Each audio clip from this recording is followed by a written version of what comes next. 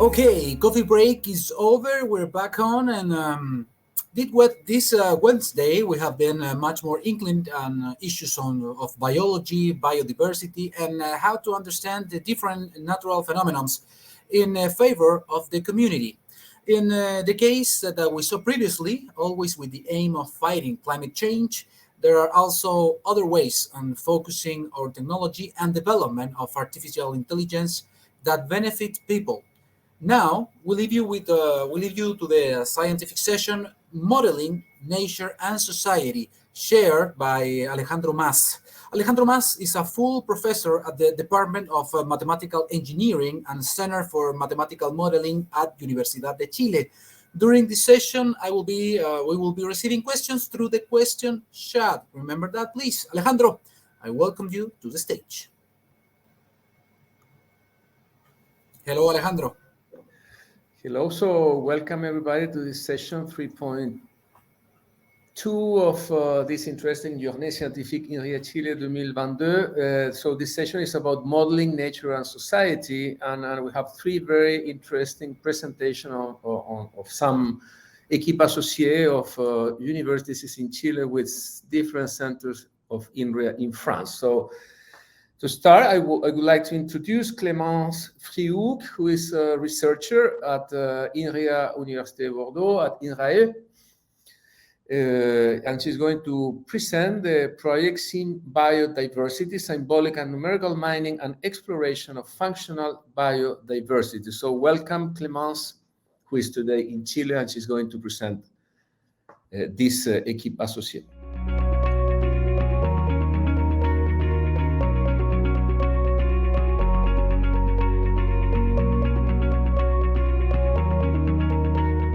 Good afternoon, everyone, and thank you first to Inria Chile and the organizers of this event. It is my pleasure to present you Biodiversity, an associated team working on symbolic and numerical mining and exploration of functional biodiversity. This associated team involves members of the Center for Mathematical Modeling from Universidad de Chile, as well as members from the Biotechnology and Ecology departments of Pontificia Universidad Católica de Chile. It also involves two INRIA project teams in France, DIVIS in Rennes and Pléiade in Bordeaux.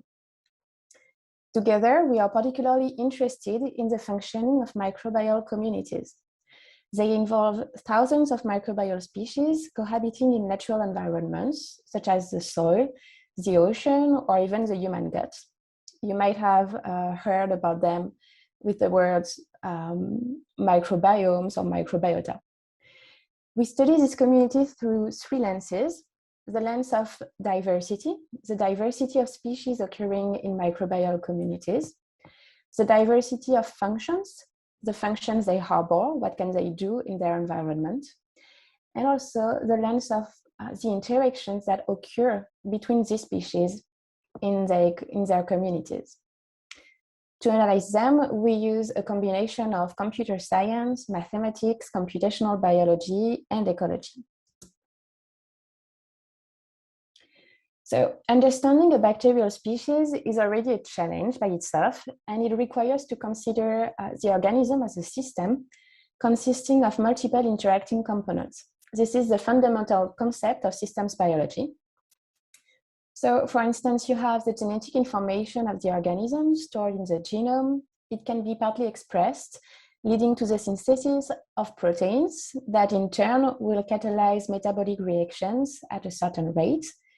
And that way, there will be a consumption of molecules from the environment, nutrients, and a production of novel molecules. So this is just for a bacterium, which is quite a simple system compared to the cells that compose our body, for example.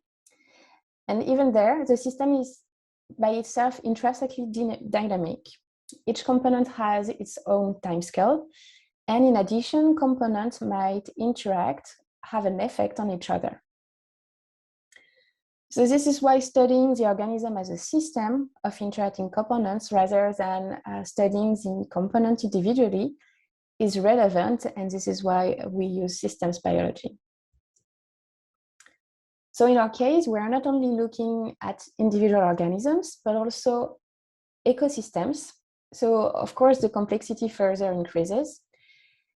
There are novel interactions which occur between the members of the community, so bacteria here, as well as with the environment. So these interactions, called biotic interactions, are precisely what we want to capture and to understand. They can be positive, enabling organisms to thrive. We describe them as cooperation or cross-feeding. And they can also be negative, such as competition for limited nutrients in the environment. So in practice, systems biology and systems ecology are a combination of three fields. Biology, of course, but also technology that generates high throughput data, and a combination of computational sciences and mathematics to integrate this data into models. In the associated team, we mostly work in computational sciences and mathematics, but we have also close collaborations with biologists. So the models that we build should reflect the reality of the biological systems. They should be simpler than these systems in order to be easier to understand, and informative enough to produce hypotheses on the underlying biological mechanisms. Ideally, we would like to be able to predict responses to changes in the environment, and also to predict actions that could be taken in order to alter the ecosystem towards a desired state. So these questions are not trivial, and understanding why they are not trivial is easier when we compare biological sciences to other sciences, such as physics. The peculiarity of biology is that we do not understand the fundamental laws governing the systems. And so we have to rely on biological observations as well as perturbations to infer what really happens. And even there, the number of perturbations that we can do is limited because the system has a lot of components. So therefore, the search space is very huge and abstractions need to be performed. So let's get a bit more practical with a typical experimental setup that we can work with. So we start with environmental samples in which bacteria cohabit. These samples will be analyzed with omics data. So latest technological improvements generate a lot of data that can help answering some questions, such as who is there, which is dedicated to finding the bacteria occurring in the samples. What can this bacteria do? Meaning we want to study the genes they carry. What do they actually do? This is dependent on the environmental condition because not all genes are always expressed, and other questions such as what molecules are present in the samples. So we integrate all this data into models, and we perform in silico simulations, or we build digital twins in order to understand the initial biological sample. A common interest within the associated team is the construction and simulation of metabolic models. In the past years, we collaborated on developing tools for the reconstruction of genome-scale metabolic networks, starting from DNA sequences here, but also other omics data. These networks gather all metabolic transformations of substrates into products that are predicted to occur according to the content of the genome. So here, an example of such a metabolic reaction would be this reaction R1, transforming one molecule of A and one molecule of B into one molecule of C and one molecule of D. Typically, a bacterium will contain a few thousands of these reactions. And what do we do with these networks? Well, we combine them with additional information, such as environmental conditions or biological observations representing metabolic objectives in order to build metabolic models. One of the frameworks we mostly use is flux balance analysis. It aims at assigning fluxes to every metabolic reaction of the network. these fluxes model the activity of the reactions. In practice, we treat the network as a stoichiometric matrix, and we assume steady state in order to make the optimization problem solvable. This is quite a big assumption, but it has been shown to accurately predict the growth rates of organisms, so it works pretty well. And there are multiple extensions to this FBA framework. For example, permitting the simulations of multiple organisms, or coupling FBA to ordinary differential equations in order to build dynamic models and follow the growth of organisms over time. Another approach that we use relies on automated reasoning and discrete models. So of course, these discrete models produce less precise simulations, but they permit screening large communities of organisms, of microbes, and therefore scaling up. And they can also help selecting subcommunities that satisfy metabolic objectives. So in the following slides, I will illustrate two applications of our recent works, starting with one on constraint-based modeling. And both applications actually tackle the complexity of the search space, the feasible spaces of optimization problems, and how we can explore combinatorics of microbial communities. So starting from numerical simulations, most interactions in microbial communities occur at the level of metabolism. So organisms, bacteria, consume nutrients from their environments and produce other molecules out of it that can be used by neighbors, other members of the communities. So these interactions might alter the activity of all species by unblocking new reactions or new metabolic pathways, or even favor some pathways over others. And this is what we want to predict. So going back to metabolic networks, we ask ourselves which are the changes in terms of fluxes of metabolic activity that are carried by every metabolic network in different scenarios. So let's take an example. We use an optimization approach that can compute values for fluxes, so activity of the reactions, for a given scenario. A scenario here would be described by the composition of the community. So here we have a single organism, but we can have several organisms with different fractions. And by the growth rate at which we want the community to grow. So each point on the grid here represents a scenario and will consist in the flux distributions of every reaction of metabolic models. And then we apply a clustering algorithm in order to group similar scenarios in terms of the metabolic activities they trigger.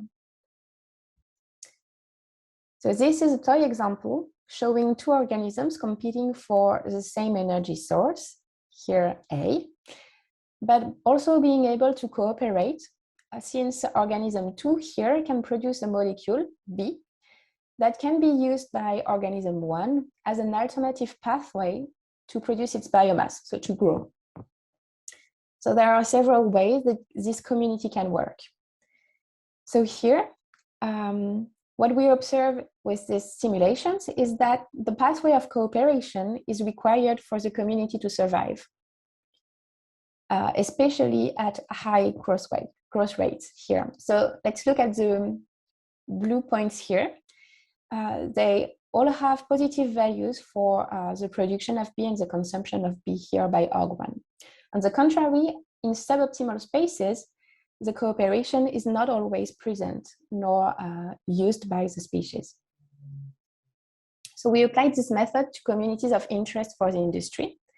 Here, we study a bioleaching community composed of 2 bacteria that can process minerals and obtain products of interest for the mining industry. So we are using real data here with larger models. And we imposed realistic scenarios where both bacteria compete for energy sources, such as iron or sulfur. And we characterized what happens in these communities in the different cases we model. So what we observed is that these communities do not live in a status where they both maximize growth, and they rather prefer to reach statuses with suboptimal growth, where they have available resources to adapt to environmental changes. So now I will switch to the second approach that we use, automated reasoning. We use a flexible implementation system called answer set programming that enables knowledge representation and reasoning and permit discrete modeling of metabolism. So in practice, we model the information that we have about the systems. Here are the metabolic networks, together with rules and constraints that symbolizes what we know about the biological phenomena occurring. So here, we model very efficiently in 2 lines a Boolean abstraction of metabolic producibility. Instead of assigning continuous value to the activity of reaction, we simply consider whether a reaction can be activated, 1, or non-activated, 0. And this framework can be used as a building block for many applications involving calculating what an organism can produce in an environment, what are the activated reactions in a metabolic network, checking whether compounds of interest can be produced, finding pathways in metabolic networks, and also solve combinatorial optimization problems. So here, the first one aims at curating, finalizing the reconstruction of metabolic networks. And the second one aims at studying bacterial communities, and I will focus on this one right now. So we built a pipeline permitting metabolic screening of bacterial communities. It automatically reconstructs metabolic networks for every genome of the bacteria present in the community, and then the discrete models are used to study the individual metabolic capabilities as well as the collective metabolic potential of members of the community. What we want to do is to compare the metabolism, see how complementary they are with respect to each other, and also decipher what can be produced with interaction that cannot occur without interactions. And the last part solves an optimization problems aiming at reducing the complexity of the initial community by selecting minimal communities able to sustain a metabolic objective. So I will go a bit more into details of these optimization problems. What we want to do is to reduce the complexity of the initial community into 1 or several minimal communities. So it's quite easy to predict a single minimal community, but in practice, it's not informative enough because the metabolism of bacterial communities is highly redundant, meaning a lot of bacteria share a large core of common functions, and there are way less functions which are not shared by all bacteria and are dissimilar between species. And this is what makes ecosystems quite resilient and stable. So here we can either enumerate all minimal communities, but it's highly combinatoric, so it requires a lot of computational power. Or what we did is to use the assets of logic programming and therefore define new concepts permitting to access all the diversity of species occurring in minimal communities without having to enumerate all of them. But apart from that, we wanted to be able to nonetheless visualize the combinatorics of minimal communities. What can we do if we enumerate all of them? How to analyze them? So we built association graphs and compressed them using power graph analysis in order to understand how species occurring in minimal communities can assemble into minimal communities. So this is a real-life example. We applied this compression and this method to an initial set of 185 bacteria that occurred in nearly 60,000 minimal communities of 7 bacteria, permitting the production of 28 molecules. So this is a unified visualization where each dot is a bacterial species, and their belonging to larger nodes indicates that these species are equivalent with respect to each other in the composition of minimal communities. So each minimal community can be composed of one member of these larger nodes. So to conclude, we used in this associated team numerical and reasoning-based models for the study of microbial communities. These approaches are quite complementary, and using one or the other is really a balance between scalability and precision. Our ongoing work is notably to explore new optimization problems, for example, feasible conversion spaces, in order to better focus on interactions occurring between species. So I presented you the application on bioleaching, but we are also interested in studying the microbial diversity in the Atacama Desert. Finally, I want to thank you for your attention, acknowledge every member of the associated team, together with our collaborators, as well as Inria Chile.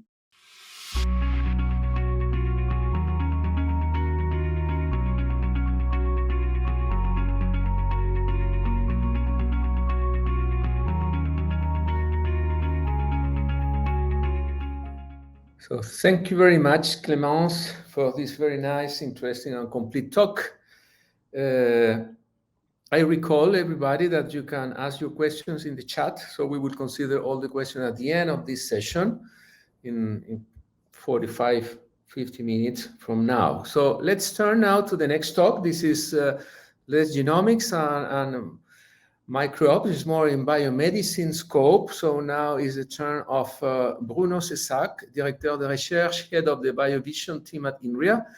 And he's going to present this another collaboration program, MAGMA, that is associated to modeling and understanding motion anticipation in the retina. So welcome, Bruno, to this conference.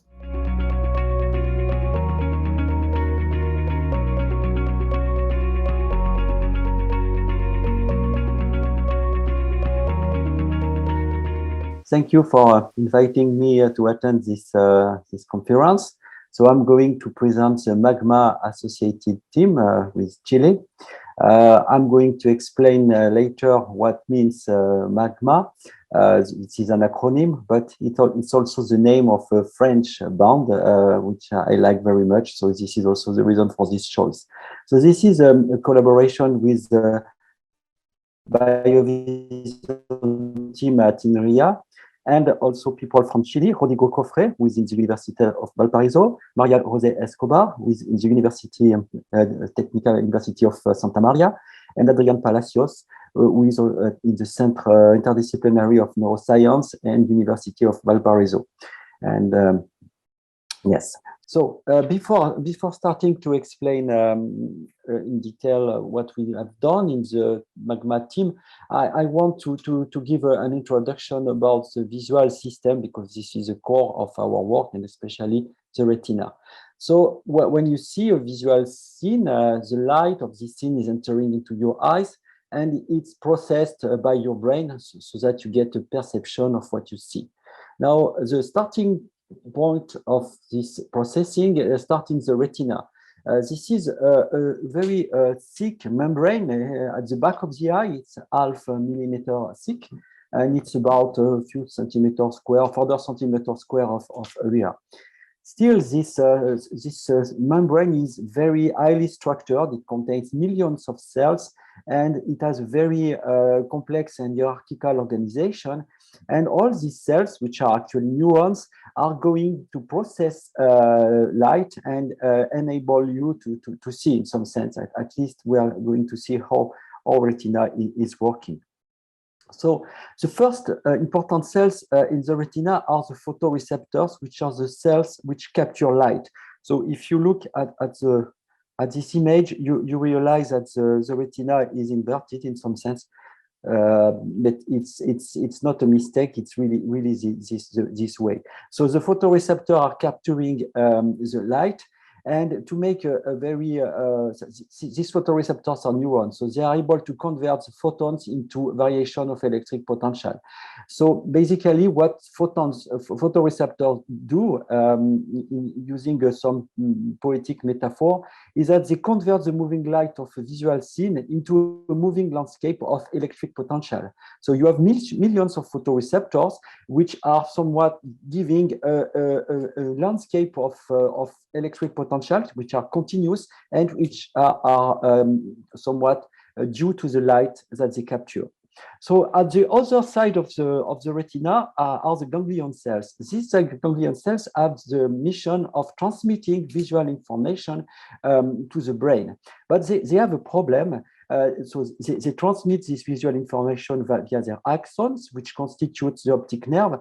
The problem is that you cannot transmit a graded potential, continuous potential on distance of order of few centimeters, which is the distance from your eyes to the thalamus. You cannot do that if you want to have very small voltage, which is something imposed by the fact that you don't want your visual system to warm up, so you need to deal with very small voltage and intensity. So these ganglion cells cannot transmit continuous variation potential because of the Ohm law, essentially.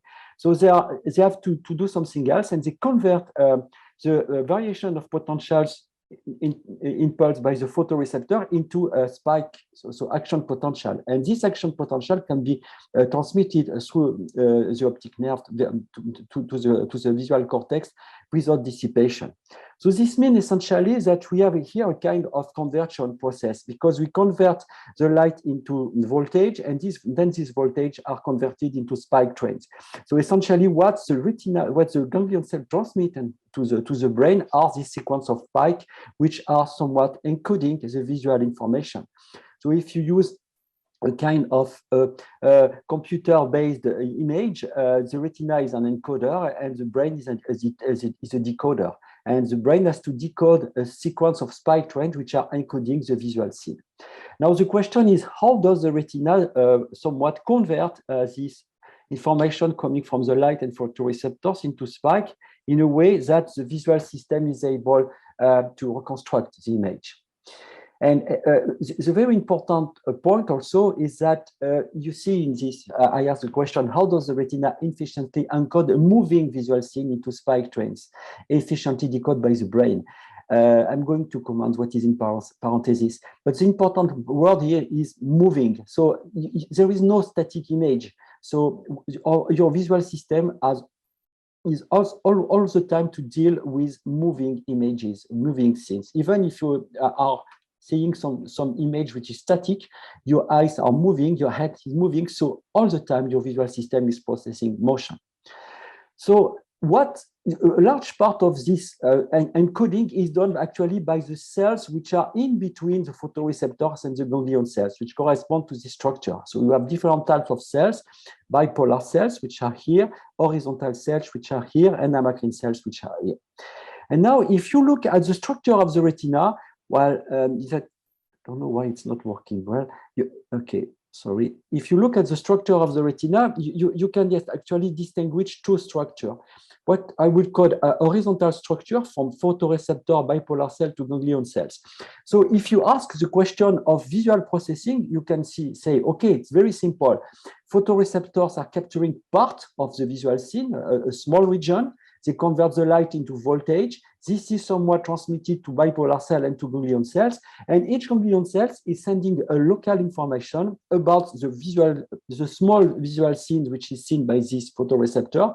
And essentially, you can consider that here you have independent flux of information. So each channel is encoded by spikes, and all these channels are independent. This makes the coding and decoding very simple, because essentially what you need to know is, for example, the firing rate of the neuron. The problem of this image is that it's not completely clear because, of course, we also see that these channels, these cells, are connected via other cells, other neurons, like horizontal cell and amacrine cells. And at the very minute where you connect these cells together, you may believe that these channels are, in fact, not independent. So, and if they are correlated, this asks another question: how do you decode such a correlated signal?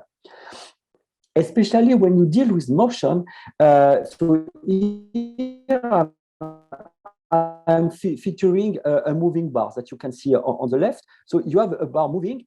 And well, if you think in terms of the classical, of the independent paradigm, you can say that, okay, the bar, when it is here, this photoreceptor will see it. So, and according to this channel, the ganglion cell will fire more. Then you will go here, and this ganglion cell will fire more, etc. So you can have a pattern here, where here you have the time, here you have the neurons, and you can say that, okay, when the bar is arriving, the neurons are firing more. So just by looking at the pattern of firing, the increase in firing rate, you can easily decode here in the brain. And for example, you can see the speed of the bar just by looking here at the diagonal. So this process is very simple, but the problem is that, so it's based on independent processing, but it has a problem. It is too slow. Because in fact, if you think in terms of time of processing, the time you need from photoreceptor conversion, which is called phototransduction, to the transmission to the visual cortex, you need about 100 milliseconds. And most of the time is required by phototransduction. So if you consider a tennis ball, which is about 150 kilometers per hour, which is 40 meters per second, in 100 milliseconds, the ball covers 4 meters. So this means that when you play tennis, between the time where the light of the ball enters your eyes and the time that your cortex processes it, you should have the time for the ball to cover 4 meters, which means that you cannot play tennis. So there is a problem here. And the problem is precisely anticipation. It's known that the visual system is able to process anticipation. Namely, it is able to somewhat anticipate the trajectory of the ball so that your arm is going to move before the ball is arriving. So people know anticipation since long, and in particular, it is known that part of anticipation occurs in the visual cortex. What I don't want to comment this, but essentially what you see using optical imaging is that when there is a moving bar in the visual cortex, there is a wave of activity due to lateral connectivity in the cortex, which is ahead of the stimulus. So the stimulus generates a wave which is arriving before the ball. So this is ahead of the ball. So this is the reason why you have anticipation. Now, people have also shown that anticipations arrive in the retina. So there are different mechanisms. This is the first one, which has been proposed by Berry et al., which, well, I don't want to comment, I don't have the time, but essentially, this is a process explaining anticipation in the retina, still being in a paradigm where cells are independent. But what we believe, and this was part of the work we did with Chilean and other colleagues, is that in fact, the process of anticipation in the retina could be due to lateral connectivity, especially these amacrine cells I was dealing about. So now, when we made this magma associated team, the acronym means modeling and understanding motion anticipation in the retina. So again, you see that the choice of the letter has been made just to have magma as an acronym, but the terms important are motion anticipation, with the idea that this anticipation is due in particular to amacrine cell. So this consortium that we have built is, as a long story, well, more than 10 years ago we started, but it actually it allows us to be able to do physiological recording in the retina in Adrian Palacios' lab, data analysis with Maria Rosé. We have also developed numerical platform and at Inria, theoretical analysis with Rodrigo Cofre, and all that was to indeed study the effect of lateral connectivity, on one end to understand the anticipatory response of the retina, and on the other end to understand how it can be encoding or decoding the visual scene. So The starting point was a model we built with Selma Swigel, my former PhD student, and in the context of the ANR trajectory in collaboration with several labs, including Chile. And essentially, we were able to make a model including this lateral connectivity of amacrine cells that you can see here. And here, this is the model. And what we have shown is that, in fact, if you take into account this lateral connectivity, you can show, this is a mathematical result, that you can have also, when you have a moving object, here this is a point moving along a parabola, here this is time, you can show that there is amacrine connectivity can induce a wave of activity which is also ahead of the stimulus in a similar way as in the cortex. So this is the result which is presented here. The interesting point is that this result was purely mathematical, but in parallel, it has been evidenced experimentally by a team directed by Stefan Bacchus in the States. So they have shown that indeed such a wave exists experimentally and is due to amacrine cells. So now, with MAGMA, we wanted to study this question experimentally and theoretically. The problem is that we had almost 3 blank years in this, so essentially during the duration, for the duration of the associated team, because in October 2019, there was a crisis in Chile, and then we had this pandemic.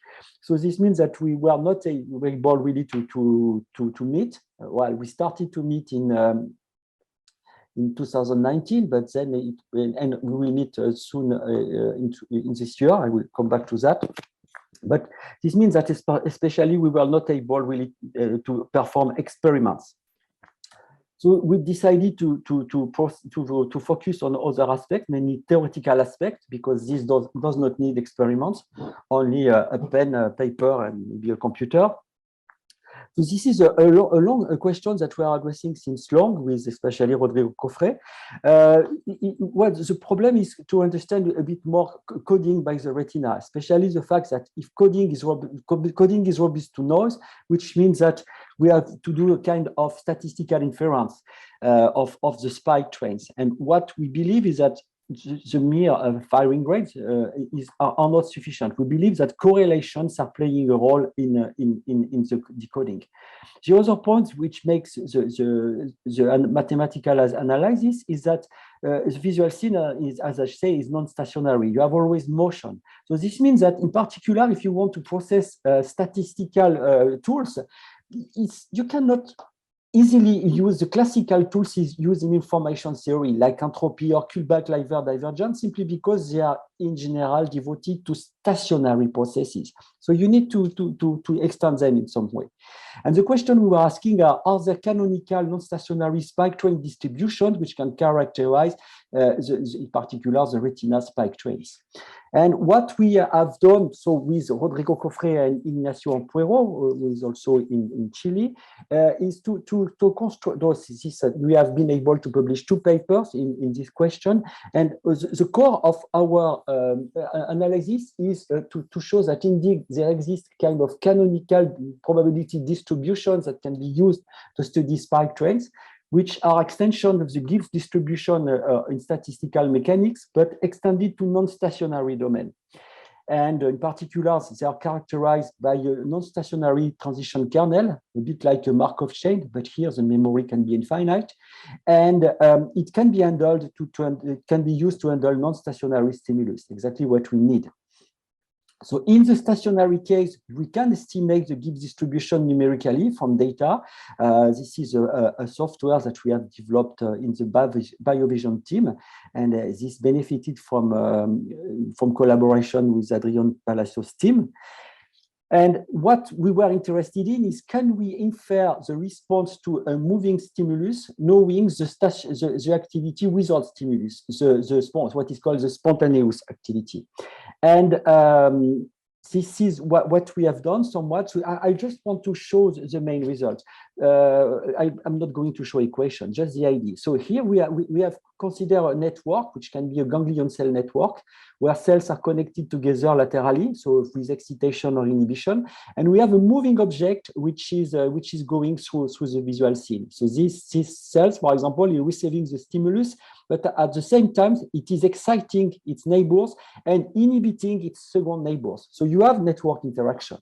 So the spontaneous activity is presented here when there is no stimulus. And when the moving pulse is going, you see what I have shown before, namely you have a spike, increase in spike trains, which is due to the moving object. What is interesting is that aside of this black trace, you see white trace, which correspond to the fact that you have lateral inhibition. So you understand here that studying just the firing rate might not be enough, because there is also information coming from the fact that the cells are connected. And in particular, what you can see here is that numerically, if you compute the correlation between neurons, the time correlation between neurons, you see that they can be non-trivial, just because it depends on the moving object and on the structure of connectivity between the cells. And the question is, can we predict this change in correlation induced by the stimulus? And this is what we have done. We have been able to propose a computation based on Gibbs distribution, where we can explicitly compute the change of correlation induced by a weak amplitude stimulus. It's called linear response theory. And we have been able to numerically compute, express. So we have an explicit formula, and we have applied it to compute a change in a statistical indicators in the experiment. So here, for example, you see the firing rate. So the firing rate is in the experimental trace is in blue, and we have different approximation coming from the model.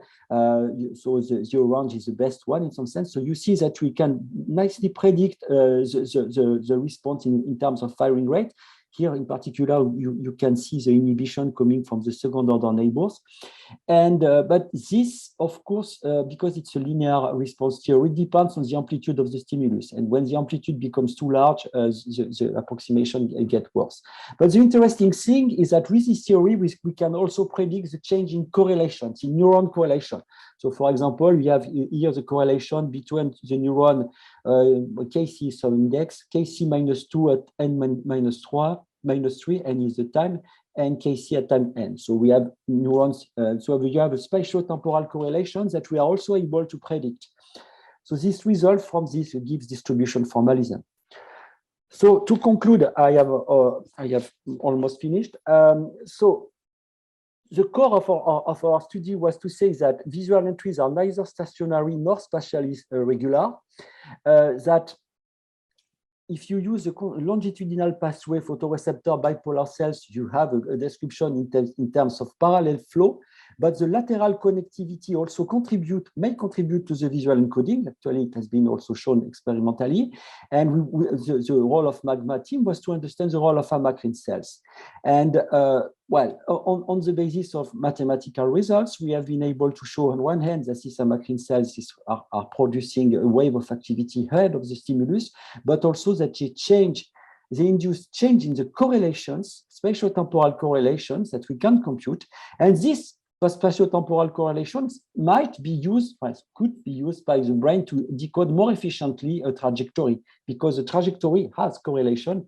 And I think it's important to keep this information for the brain. So now the question is, how does the brain decode such complex correlations patterns? And for the moment, we don't have the question. Now, to finish with MAGMA, what are the next project? So the Chileans are going to come at Inria in Sophia Antipolis in June. So at least Rodrigo and Adrian, and I hope Maria Jose will be able to come as well. And Ignacio is also going to come. And we are now working on new research direction. First, we want to understand how to process the information flow in a neuronal network, with, of course, the idea of applying it to the retina. And one topic which is more in relation with experimental work done by Adrian Palacios, and which I am particularly interested in, is to model retina degeneracies due to aging. So now we are going to, this is different different from what I have told you about from now. But there is still this idea that the retina is a network, and aging is changing some parameters of this network, so with an impact on the visual perception. And these parameters can be physiological parameters, can be controlled or investigated by pharmacology. And I am very interested to make models of that. Voila. And the last thing is we hope that there will be this Latinian summer school, Laconeu in Chile in 2023, but this is still a project. Voila, I have finished. Thank you.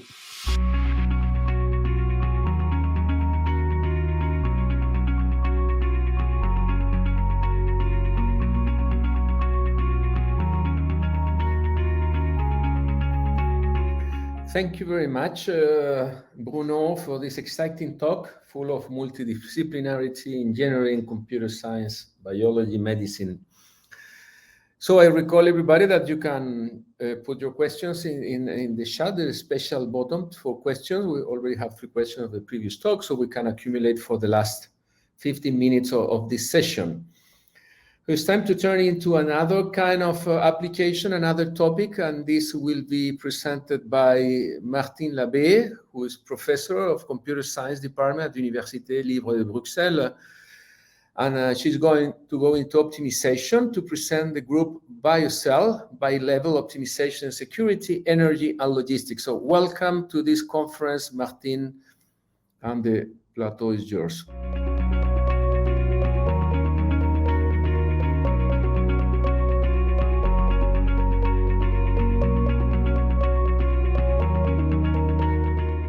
So hello, my name is Martine Labbé. I'm part of the Inox team in Lille, and I'm going to present you our associated team BioCell, that is a joint team with several participants from Santiago.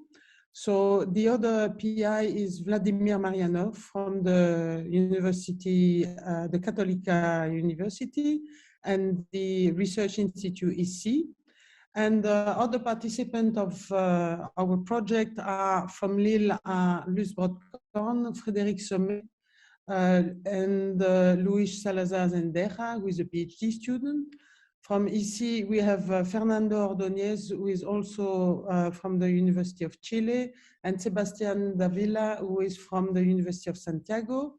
Then we have another PhD student from the Católica, Pamela Bustamante, and finally Alejandro Joffre, who is from the CMN. This associated team builds on a long-standing, very fruitful collaboration. Actually, we have now, we had previously another associated team from which we co-supervised, among others, a PhD student from the University of Brussels with Fernando Ordóñez. And this is the follow-up somehow. So our project is mainly concerned with bi-level optimization problems. These are optimization problems that have the specificity that a subset of variables you see in the red box. This means that a subset of variables is the optimal solution of another optimization problem. So we have a nesting of 2 optimization problems. And these are extremely difficult optimization problems, more difficult than single objective classical optimization problems. And but they have a very interesting application, and they are extremely powerful in economics, in game theory, in logistics. And this project focuses on application in game theory, and in particular in the security domain, on logistics, and on energy. So our approach is a mathematical programming approach, in the sense that we develop models that are bi-level optimization models. And then the goal is to transform them in order to obtain single level reformulations that are usually very difficult optimization problem with nonlinearities or integer variables. And we develop for those problems strong mixed integer linear programming models. So we try to eliminate the nonlinearities through the introduction of integer variables, binary variables, and then we develop algorithms that are most of the time based on decomposition. So as I said, we have 3 application domains. The first one is about Stackelberg games, the second one about logistics, and the third one about energy. I will be a little bit longer concerning this first part, and then I will briefly touch a little bit the other domain because time is limited. So in a Stackelberg game, the particularity is that this is a sequential game. If you have only 2 players, you have what is called a leader, the red person, let's say, and then the follower. And each one takes decision or chooses a strategy, and the follower observes the decision of the leader and react in order to optimize his or her own objective function. And the leader takes this into consideration, integrates, knows that the follower will react optimally, and knows all the data involved in the optimization problem of the follower. So he integrates all this information in his problem and try to determine what would be the optimal strategy for him in order to maximize his own utility. Now, when you have p-follower Stackelberg game, that means that instead of having only one follower, you have several different followers, each one having a different utility function. And then one may assume that one of these follower, only one of them will appear with a certain probability. So the goal is to, for the leader to maximize the expected utility. These problems are usually considered in what we call mixed strategies, which means that instead of considering a strategy that is taking a certain decision, it means that the player determines rather a probability distribution on all its possible strategies, and this is called the mixed strategy. And so all players maximize their expected utility. These are difficult problems and present many interesting applications, in fact. For instance, regarding the security domain, this is extremely useful because you will determine, imagine that you have a certain set of targets that you want to secure, but you do not have enough resources to secure all of them. So imagine that you have 100 targets and only 20 resources, and each resource can cover only one target. So you have a lot of different possible strategy which correspond to any possible assignment of your 10 or 20 resources to some targets. But so you are going to determine the probability distribution or mixed strategy in order to maximize the probability to catch, if I can say, the potential attacker on the targets. And these are very useful model for in the security domain, because even if the possible attacker can, for instance, through observation over the past periods, can determine what are the optimal mixed strategies of the leader, they do not know on the day when they will attack. They do not know what will be exactly the targets that will be secured, because every day there is a dispatcher which chooses at random according to the mixed strategy, which decides which would be the set of strategy that would be secured on that day. These are very interesting models, not only in the security domain, but also, for instance, to prevent smuggling, also to control people, passenger in public transit systems when there is no check whether people have paid the ticket at the entrance.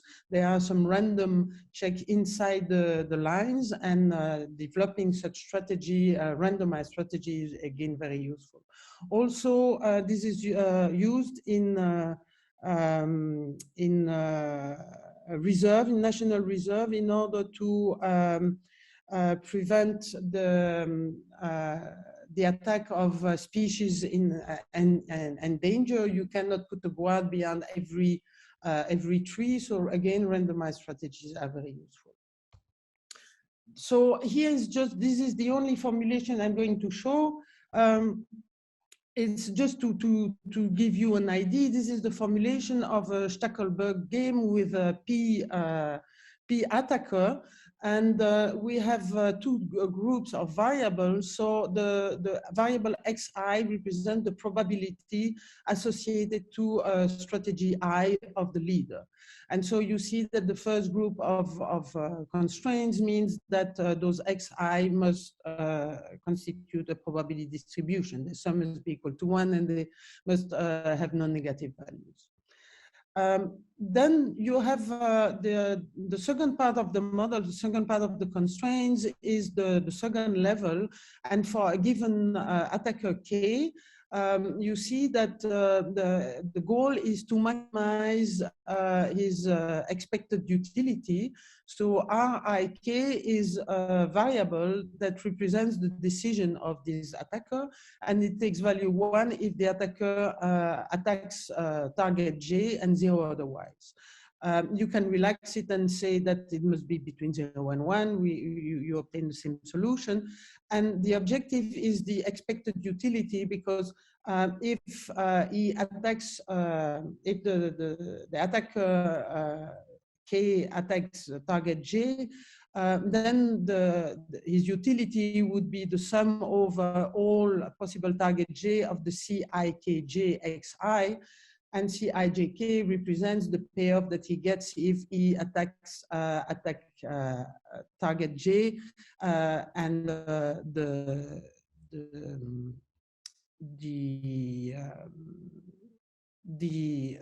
leader takes user strategy XI. So here you see these are a difficult problem because they are not only bilinear, but they are also they are by level. So these are extremely difficult problems, strongly NP-hard, as soon as you have a number of attacker that is not fixed. Another difficulty here, and that is hidden somehow, is that when you have a security Stackelberg game, the number of Q strategy is exponential. Indeed, if you have, for instance, n targets and that you have only P resources to cover them, the number of possible Q strategy is n choose P, which is exponential in P. So this makes models with an exponential number of variable xi, and this is a strong drawback. And a way to circumvent that is to use what is called the coverage probability. So it's one can remark that instead of using xi, which would be the probability associated to the Q strategy I, one can use variable cj that represents the probability that a certain target is covered. And this is the sum of the probability xi of all strategy I that cover this target j. And so this is a trick that can be used for some security problem. Here I discuss the security problem in which you can have that a resource cover at most one target. But there are problems that are much more complicated, in which the strategy, the pure strategies, may be much more involved. For instance, we have been working with our colleagues from Santiago, from the team on a real application called the Border Patrol Games. This is an application regarding how to patrol the border between Chile and Peru, and this is a real application. And there, each time there was, it was necessary to have a pair of patrols belonging to distinct precincts to cover a given target that is a certain point on the border. So these have this contains some matching aspects, because you have to group to pair all those patrols to be able to cover the targets. And in this kind of application, we can also use this kind of coverage probabilities. And there are some other models for which this is also the case. They are here listed. And so this is one of the things that we are working on nowadays. We have, in fact, Pamela Bustamante, who was the PhD student from the Católica in Santiago, who is working on this type of problem. This is the first part of her PhD. In fact, we are with her developing a generic approach for solving Stackelberg security game in which the pure strategy are somehow easy. So what does it mean? It means that, in fact, we know a complete description, complete linear description of the pure strategies. There is a model, a way to write this as linear constraints. And in fact, this is also related to the fact that those strategies are, correspond to polynomial problems. For instance, in the case when you can, a strategy is just a set of targets that would be covered. This is, of course, polynomial, but also in the case of spanning trees, well, we know a complete description of the polyhedron of spanning trees and so on. So this is the first part of what she is doing presently. And actually, she's also, for the moment, in Lille. She's spending 6 months in Lille to work on the extension of this first part that she's finishing, and we're also writing a paper on this. And during those 6 months, she will concentrate on problems, on the security game problems in which these pure strategy are hard problems. And the first one will be an application in which, in fact, there is a budget constraint on the pure strategy. So covering a target has a certain cost, and there is a limited budget available for covering the targets every day. So for this, we need a different type of approach. And column generation seems to be a good direction, and she's working presently. She started to work on that. So this was the first part of our project, not just to finish because time is running. We have, as I said, two other domains in which we work. The second one is logistics, and in logistics we work on a problem of product line optimization with multiple sites. So imagine that you have a company which has several stores, set of stores located in different parts of the country, and you want to determine which product you want to offer in those stores. And you have a limited capacity. So you have different products. They may be, for instance, a washing machine, but they are more expensive, less expensive with different type of specificity. So they are imperfect substitutes. But you have a limit, and you know the price, and but in each store you have a limited capacity, and so you want to determine which product you are going to offer in which store in order to maximize your revenue. And so for this you have key clients or segments of clients, and you know you have some knowledge about the behavior, in the sense that you know that they are utility maximizers, and they will buy the product that maximize what is known as their utility. So the utility, there is a first term RKI, which is the maximum price that this person, the maximum amount of money that this person is willing to pay for that product, that product minus the price, minus the travel cost to reach the, will buy the product that maximize this utility. So these are again by level optimization problem, because the client take a decision that is that will optimize their own utility. And we have been working on this problem for a while. In fact, this was the PhD subject of Sebastian Davila, who defended this PhD in 2021. And we recently finished a paper of this problem. We developed models and algorithm based on decomposition that appear to be very efficient. And Sebastian will visit us in Lille in July 2022 for a week to pursue this research. So to finish, the last part, the last domain that I briefly touch is about energy. In this part, we consider presently a problem in which you have different company generating energy, and the problem is that then once each company make bids regarding the energy they have to offer to the market, and then you have a system operator that decides what should be the price of the energy and which are the generators that are going to sell the energy. So this is a general framework that is used in electricity, for instance, and we are the team made of Luce Brodkorn and other people. They are working on this model, and but this is still ongoing, let's say. So I'm going to be very brief about that.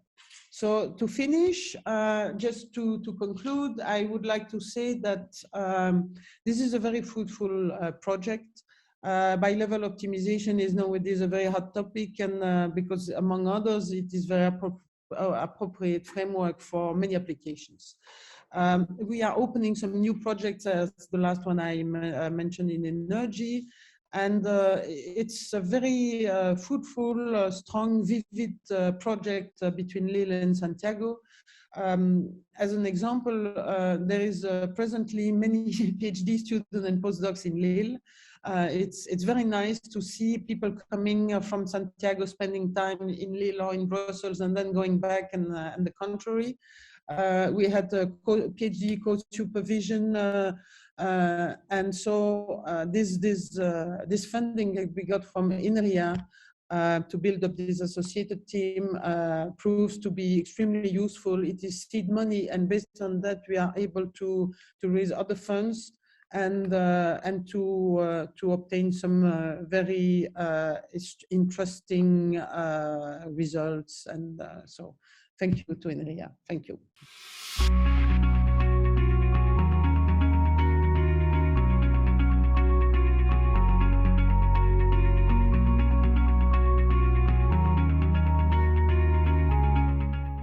Now, the team of biodiversity is online. So the presentation was given by Clémence, but there are also Natalia and Vicente that are part of this team and are eager to answer all questions.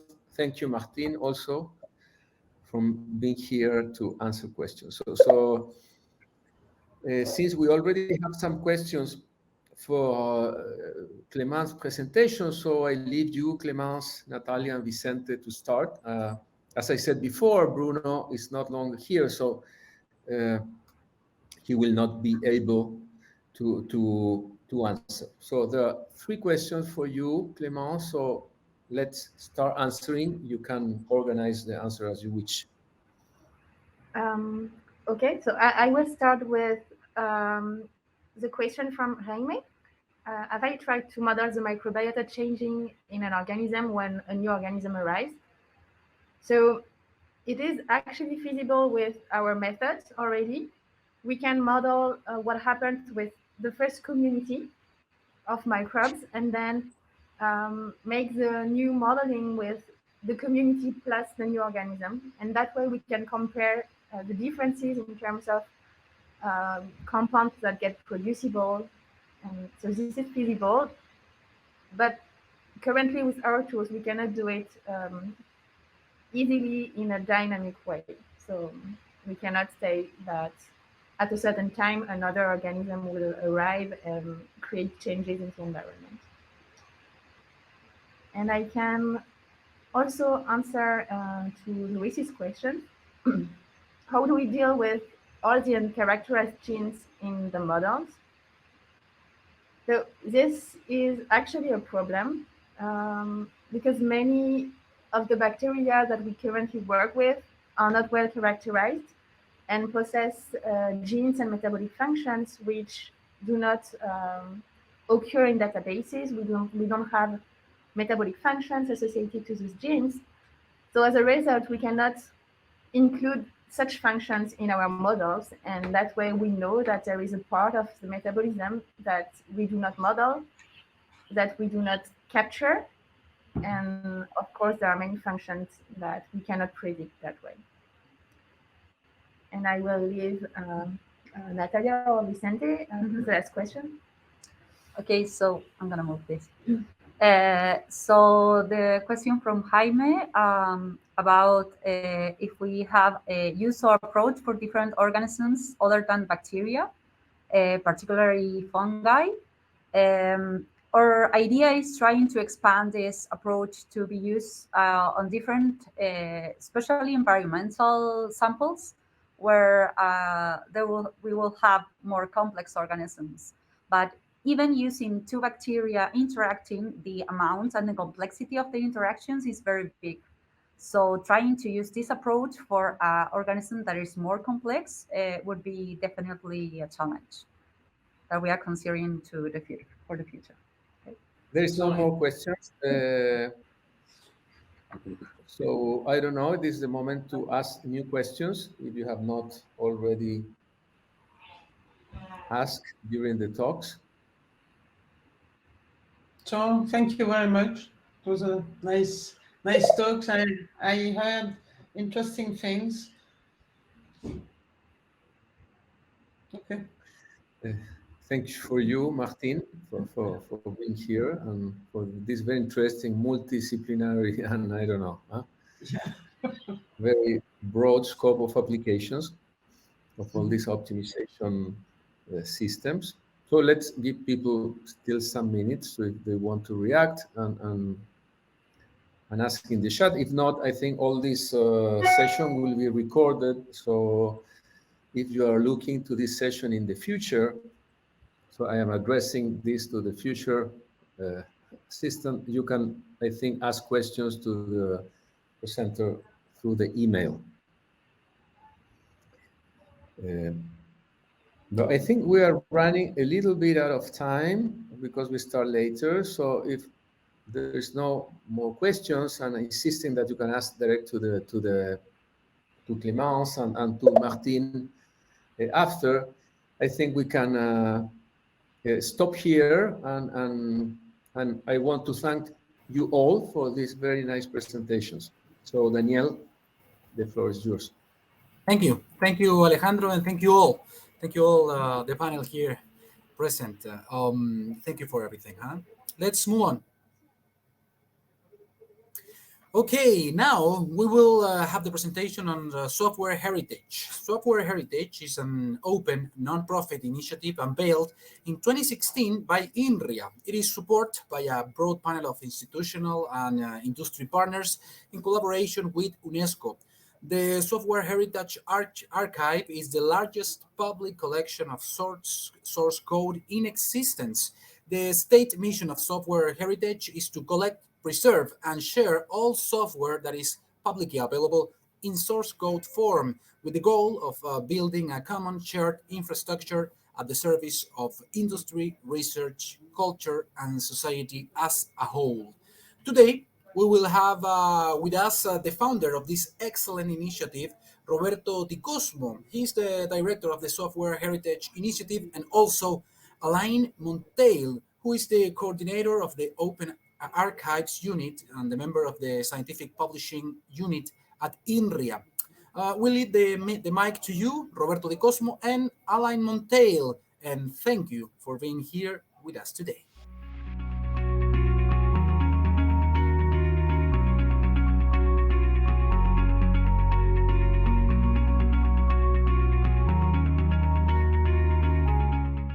I am delighted to be here with you today to talk about software as a pillar for open science.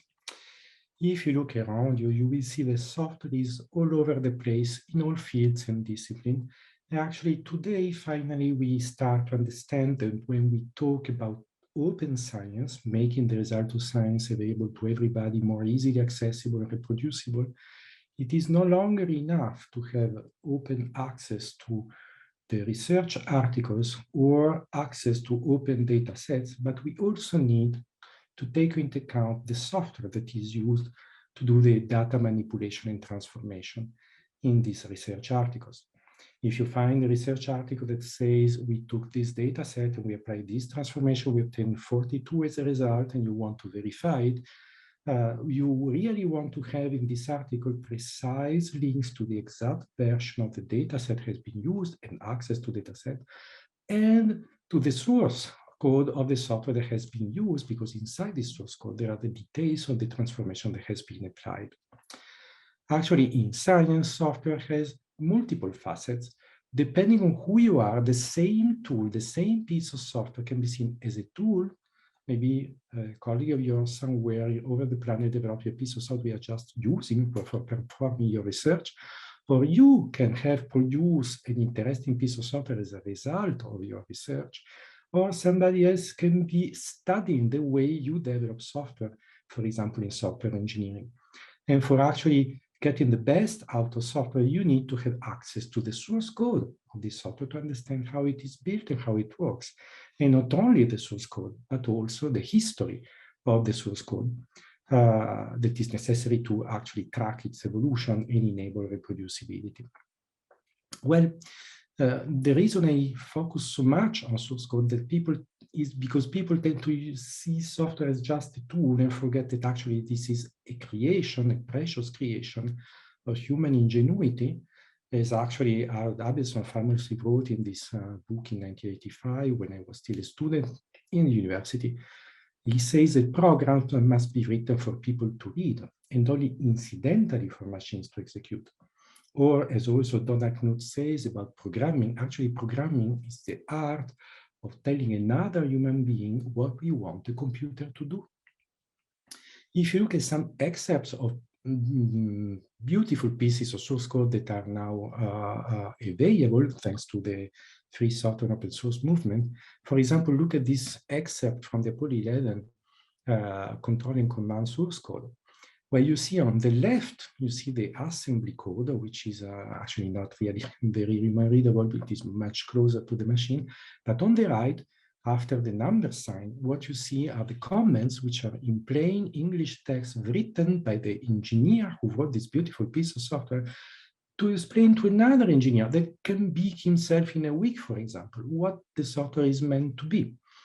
And it is not just the case of software that was written in very low-level programming languages like this assembly code. If you look at more modern pieces of software, like this mythical routine extracted from the source code of the Quake 3 Arena, first-person shooting game, you will see that the name of variable, the name of functions, and the comments are really essential to understand what is going on.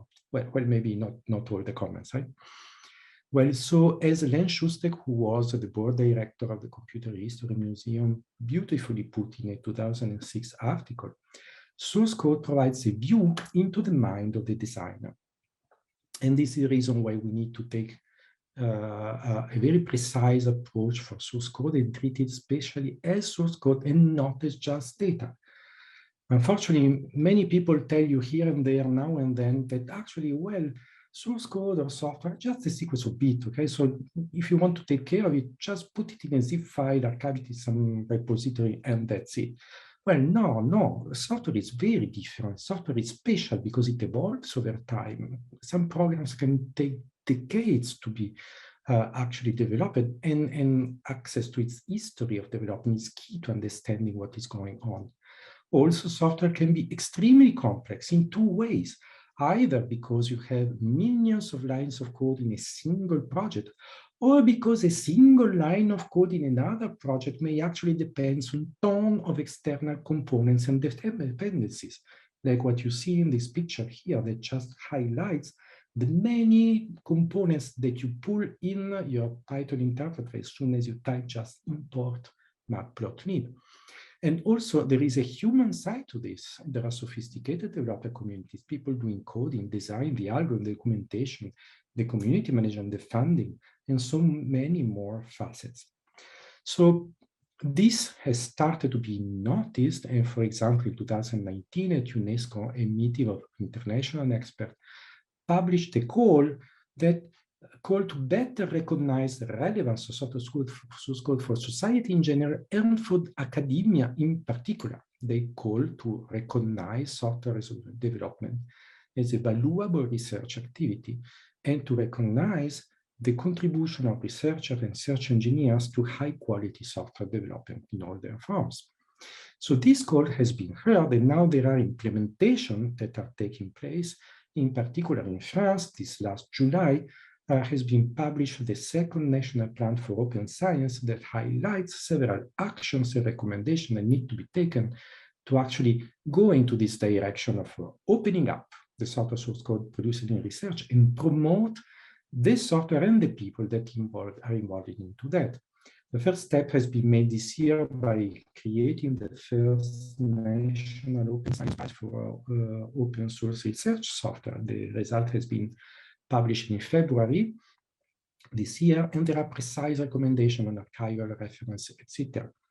And last but not least, a few weeks ago, the Collège Logiciel, a special structuring set, a national open science advisory committee has been created, is now live with many colleagues involved and motivated into implementing this recommendation and making these actions actually real.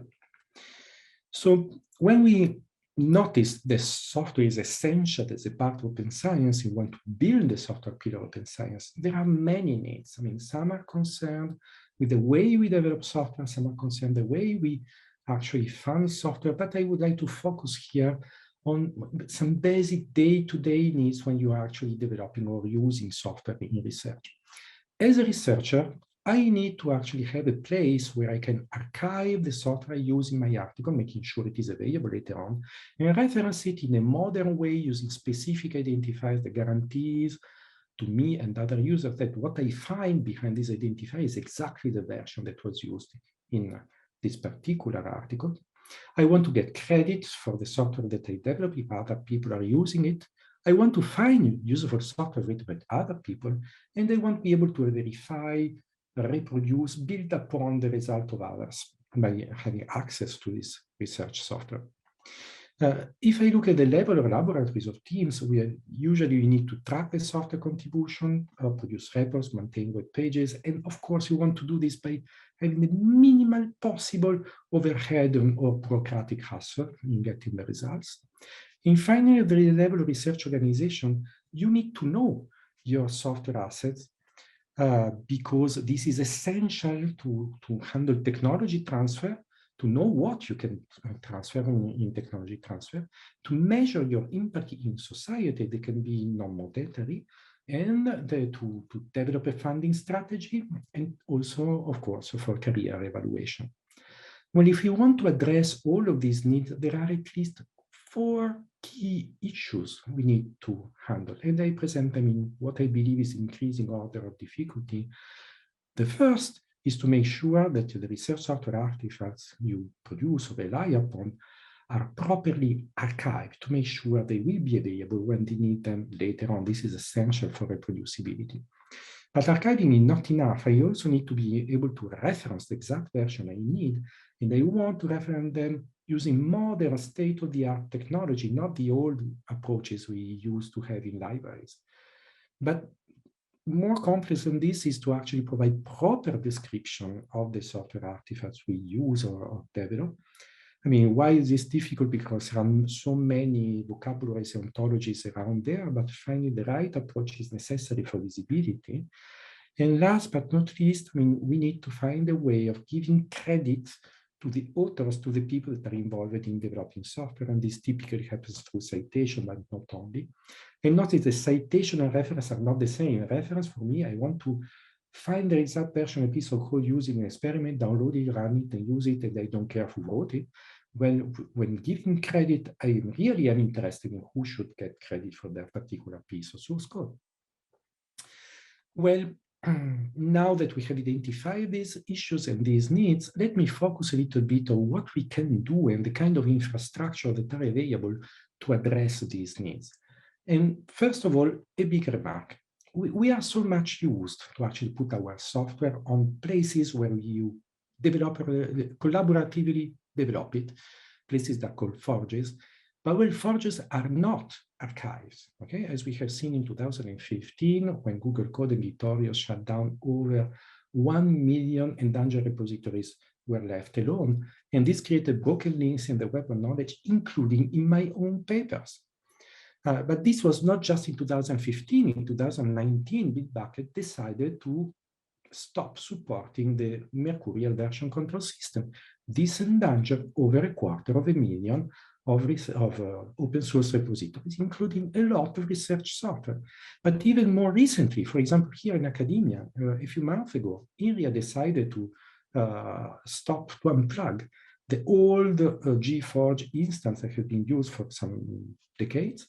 And this all of a sudden broke the build chain of all the OCaml package manager in its ecosystem. So the bottom line is that if we want an archive, we need an archive, and we should not try to use other things as if they were archive. Forges are not. Well, the good news is that now we have one. So let's meet finally Software Heritage, which is an initiative that has been created over 6 years ago. We actually celebrated 5 years at UNESCO in November 13th. You can go to the website and look at the events reporting. All the videos and the slides are online there. And the mission is precisely to go out there and collect the source code of every single piece of source code which is publicly available, preserve it, making sure we don't lose it, and share it.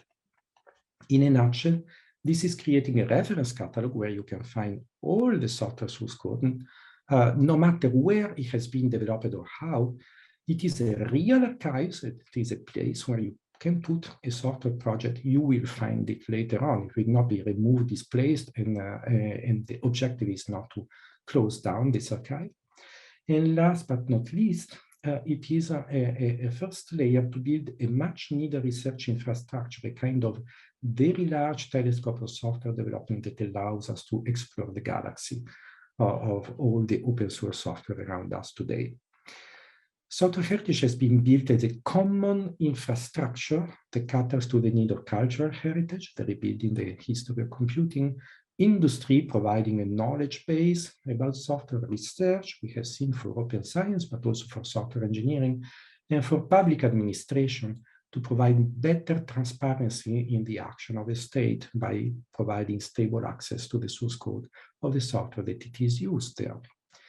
And we started this, as I said, several years ago, and now we have already archived over 170 million projects, all this in a single gigantic Merkle graph, deduplicated. This means we have stored over 12 billion unique source code files and over 2.5 billion unique commits. Well, let me take a little bit of time to tell you why this approach actually answers the needs we have identified, these 4 needs. Well, software should clearly answer the need of archiving because it proactively goes out there and tracks the different places where software is developed and regularly harvests the contents with all the development history and goes the extra mile to put this in a uniform general data structure, which is basically, you can think of it as a kind of a Git graph at the scale of the world. But we also added functionalities like Save Code Now that allows you to trigger archival a piece of software you are interested in, or refresh the archival version that you need for a paper you need to submit tonight. And we have opened up an interface called Deposit for accepting software with proper curated metadata, and this will be the object of the next presentation. We also have tools and mechanisms to provide intrinsic proper identifier. Think of Git hashes, for example, but uniform independently of the version control system and across all of the archive. So over 20 billion software heritage identifiers. And this is now becoming an industry standard, supporting in the software package data exchange standard from the Linux Foundation. It is mentioned and used in the properties in Wikidata, etc. So this is our core business as software heritage, making sure the software you care about, the one you write, the one you use, is properly archived, and that you can reference any piece of software, even software you don't write or don't use, in using proper intrinsic cryptographically strong identifiers. We also contribute to the other two key needs, I mean, describing and citing with tools and metadata mechanisms like the code meta generator or the modern BibLaTeX software package, which is now available in Citan, that allows you to properly cite research software. This you will see in the next presentation again. So what are the best practices today and which are available to all of you right now? Well, for all kinds of source code that is used in research, from the small script you just use for a single paper to big projects that are developed by other people, even outside the research, you can now make sure there is an archived copy in software editor by just triggering archival with Save Code Now. You can get a software identifier for your software. There is a detailed how-to that guides you through doing this. It is very, very simple. And you can use this identifier to point to these artifacts in your article for reproducibility. And this is available to absolutely everybody. It is extremely simple to do. It's a matter of a few clicks. But you can go the extra mile too. I mean, for example, for software that you want to put forward, you can go to these extra steps. You can add the description in a special code meta JSON file, which is machine readable, but you don't need to write it by hand. There is a generator just for you. You can reference it in the HAL portal if you have any French partner, because this is a French infrastructure, and you will learn more in the next talk. And you can cite software using this BibLaTeX software package. So now should be the moment to show you a little bit of how this actually works. I mean, we don't have a lot of time, but then let's see if I can at least show you the archive. Okay, this is a portal of the archive, the archive.softwareedge.org, and you can go here and look up pieces of software you're interested in. I mean, the search only works on the URL of the archive software for the moment. For example, here I'm finding a library that I have been maintaining for a decade. Okay, so now I'm visiting the archived version of a library that is developed on GitHub, but this is fully archived. You have the access to the history, all the version, and all the branches, the releases, etc. You can navigate inside the software source code, and you can get, for example, to a particular piece of code. You see, you can actually visit. It is highlighted properly for the proper programming language. And imagine you want to tell some of your colleagues that there is an important part of this software that contains a specific algorithm. Now you see this permalink here, you can pull it out, and what you get here is a software heritage identifier that provides you the full link to the software, the cryptographic identifier, and specific qualifier that allows you to tell people where this comes from, inside which revision this directory is found, what is the name of the file inside this revision, what are the lines of code you are interested in. So you can copy this permalink and put it in a paper of yours. And then, for example, you can, when somebody reads your paper and click on this link, now I'm simulating by just copy pasting the link here, you will be brought to the same archive in front of the same file and in front of exactly the same fragment in the same environment, a context, okay? The same revision, the same place, exactly as the one we have been using before. So this is actually a fantastic way of enhancing the articles you can write. For example, in this article of mine, I have been using this. And now if you look at the bibliography, for example, now this, you see this SW, this is software releases, software excerpts. Like for example, this is a core MapReduce routine in one of my libraries.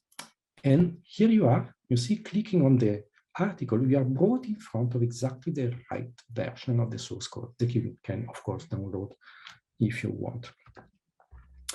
So I do not really have time to show you all the details, but in these slides, all the blue links, the blue text are actually links that you can use.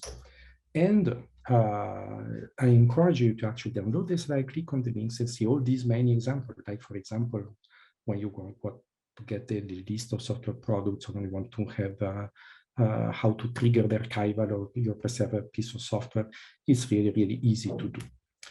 So let me move forward to the conclusion with a call to action. Now these tools are available, they are state-of-the-art, they are reliable, you can use them, and they're very easy to use. We need to foster adoption. As you know, in academia, sometimes this idea takes time to trickle down. So for all kinds of software, this short operational how-to online that you can access here tells you how to archive and reference and reuse the links inside proper bibliographic references. And if you happen to be working with some people having access to the French HAL open access portal, you can go even much further, as you will see in the following presentation. Now we need also to engage with conference, journals, learning society to let them know that these practices can be used for research articles. Many journals are already using them, but not all are aware. Tell people in artifact evaluation committees how to best make sure that this artifact available start actually correspond to something that doesn't go away in a couple of weeks, and the same for badging initiatives. And you can help grow and structure the community by joining the ambassador program, where already 20 colleagues from all over the planet are actively working. I would encourage your institution to include these approaches into their open science policies, or becoming members, or becoming sponsors, or actually create mirrors, which are part of our strategy to make sure that this data will never disappear. So this was a very dense presentation. I know 15 minutes to fit several years of work is not so easy, but let me finish by saying, yes, it is a long road. We have already made a part of it. A lot is left to be done, but I really believe that together we can make it. So thank you very much for your attention.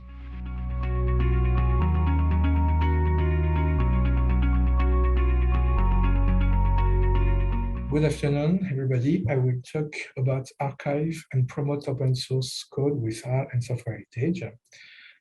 My presentation begins with the first method, the deposit method, and after I will talk you about the suite method. So the local method. It is the method particularly for software built locally, but not only. You make an archive folder with source code, author files, README, and licenses about your code. And then, as you can see on the picture, you put your zip file on HAL. Then HAL push the zip file to software heritage, load the deposit, give a persistent suite, and then give to HAL the suite, and you have the HAL ID and the suite ID for your deposit. This is the first local method. The second method, called suite method, it's the last development of HAL Inria and software heritage and CCSD development. You make your code, you save your code on software heritage first from your repository VCAs, with the same file, author, licenses, README file, code meta.json, and then software heritage give you an ID, a suite ID. You take this suite ID, you go to HAL, and you put this suite on the field, on the special field, dedicated to the suite, and then I'll complete the metadata extract form, complete metadata from code method JSON, and then you can add some more information about author affiliation, for example, or references, publications, or grant financial information. Behind these two processes to deposit source code, you have a moderation process. This moderation process is made by librarians, and the main objective is to control metadata and metadata files giving the deposit. Optionally, we can correct metadata, add some information missing, and like affiliation. And optional, it's the beginning of the dialogue with contributors and librarians to improve level of the files of your code source. For example, if something missing like licenses or authors in the author files. Why use AL and software heritage for your source code? You have the answer of the long-term preservation. AL and software heritage have a long-term preservation services. You have a persistent identifier, the suite for the code source, and the AL-ID for the metadata and the description. Descriptions is a high level because it's controlled and moderated by librarians, and it's based on some referentials. And you have a strong citation to cite your code correctly. Two identifier, the suite, and the AL-ID, the suite for the specific source, and the AL-ID for the metadata and the description. The suite, it's identify the specific artifact. It is a fingerprint of the artifact. It is intrinsic, so it's a strong identifier persistence. It's necessary for reproducibility to have point the specific version of the code, and it is necessary for the long-term archival. The AL-ID is the identifier of metadata of the reference, and it is necessary to make a good credit for author, contributors, and it is certified by the moderation, and it is necessary for referencing. So with the AL and software heritage, you have all tools to make a very strong and rich citation of your software, particularly in big tech format with the Arroba software or Arroba software version. You can integrate in your report and in your papers on your website, and it is a strong tool to make a visibility for your software in some journals like GTCAM in Efficiency. The benefit is to obtain a very strong visibility for software in open science context. You can have links between publications, data, and software. You have the long-term preservation of AL and software heritage, a very high quality of metadata by the moderation control, by librarians, and also by using some referential like ANR or European project. And you have several formats to export to make easier citation of the source code. We saw just before the big tech, but you have also TI or EndNote or HTML. So you can integrate your reference and source code references in your CV, in your report, in your website, and make more visible. Thank you for your attention. Now, Robert and I are available to answer of any question about this method to promote your code on AL and software heritage.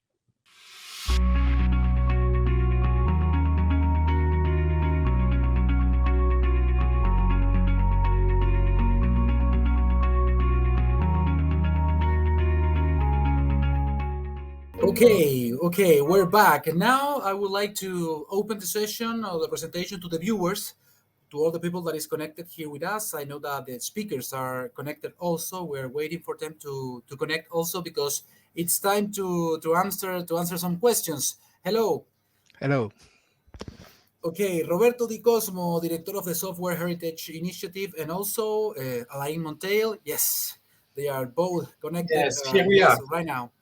Thank you for being here with us today. And we have questions. So let's check the question chat. If you have questions right now, please feel free to do it. Let's start with Jaime. Let's see, Jaime. Two. He said. Let me see. Thanks, Clemens. Talk Max. To Clemens. To Bruno. I think this was for the past. So okay, I have here I have one from Luis.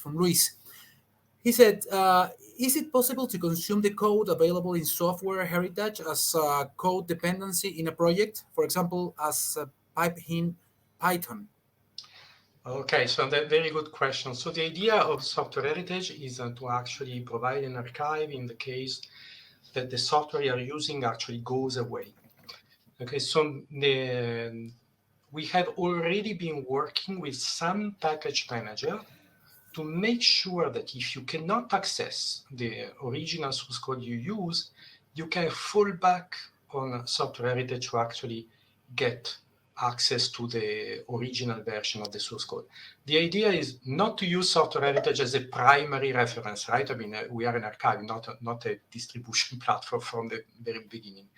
But there have been already work done with the Geeks package manager, with the OCaml package manager, and we hope to see more coming that attaches to each package the software heritage identifier that correspond to the proper version. And if something goes wrong, you can fall back on it and everything goes work as before. Okay, thank you, Roberto. Alain, do you want to add some comments? Maybe elaborate a little bit about this. No, no, it's Roberto okay. is the expert of that. Don't worry, we have another one. Metadata. Okay, that's no problem. We'll have another one from Luis again. I don't know if you are aware of paperswithcode.com, which links papers with implementation of the papers. Is something like that possible with software heritage? Yes, definitely. Yes, and Papers with Code is an interesting initiative in artificial intelligence where people already noticed that if you have the article and you don't have the software, you are a bit lost. I mean, not a bit, completely lost. So they try to point to the GitHub repository in general, where the source code comes from the article in all possible places. But as you have seen, I mean, development platform come and go, and repository can be erased, and you can change the history of repository in a code hosting platform.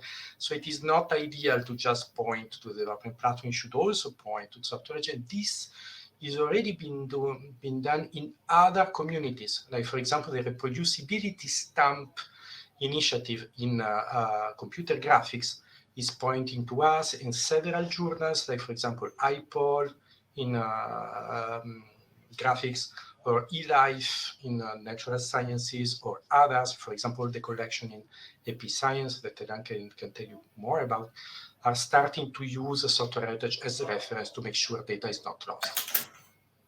Thank you. I think we have one more, Rainer. There are standards to define a software release cycle. Thank you. Thank you for the question. Another question. Well, I mean, it's a very broad question. So there are, of course, good practices when you develop software on how you should work around your release cycle.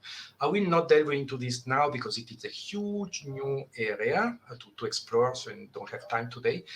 Let me just say that, for example, what we do as software heritage to make sure we regularly go and archive all the software development platform we know of. There are some we don't know of. There are many tiny here and there. And even for the one we know, like GitHub, archiving and going over and over again, see if something changes over hundreds of millions of projects takes time. So a good practice there is whenever you release a new version of your software, it is somewhere, click on the Save Code Now button on the software heritage archive to make sure it is archived now, without waiting the next iteration of our archival. So this is just a small tip to add to your release cycle. Okay, thank you for the answer. Andres is asking, do you record the goal of intent of the archive software? So let me generalize this question a bit. The question is, let me turn it another way. If you visit the archive today, you will see tons of information, okay? The history, development, the presentation, the identifiers, the branches, the origins, etc. What you are missing for the moment are metadata, right? Metadata that tells you, hey, this is a project written in C++. It is applied to partial differential equation resolution. It has been distributed under this license, can be combined with that particular thing. It is supposed to run on this and that particular system. So we do not, for the moment, expose this information inside software heritage. But this is precisely the place where the archives, open access portals like HAL, the part that Alain has shown, can bring is super important added value, because when you look at what is a presentation of a piece of software that is archiving software referenced in HAL, you will see all this information, all the metadata, the abstract of the software, the name of the authors, the affiliation, all this kind of application, and this is extremely precious to be the kind of a catalog of the research software you're interested in. Thank you. Thank you, Roberto. Thank you, Alain, once again for the presentations and also for give us some of your time to answer some of the questions of the viewers. It was a pleasure. Thanks for the invitation. And again, thanks for having us here. If somebody is interested in knowing more, do not hesitate to reach out to Alain for Al and to me for Software Heritage. Everything is open. You have an IRC chat and mailing list, whatever. Feel free to jump in and ask questions if you have.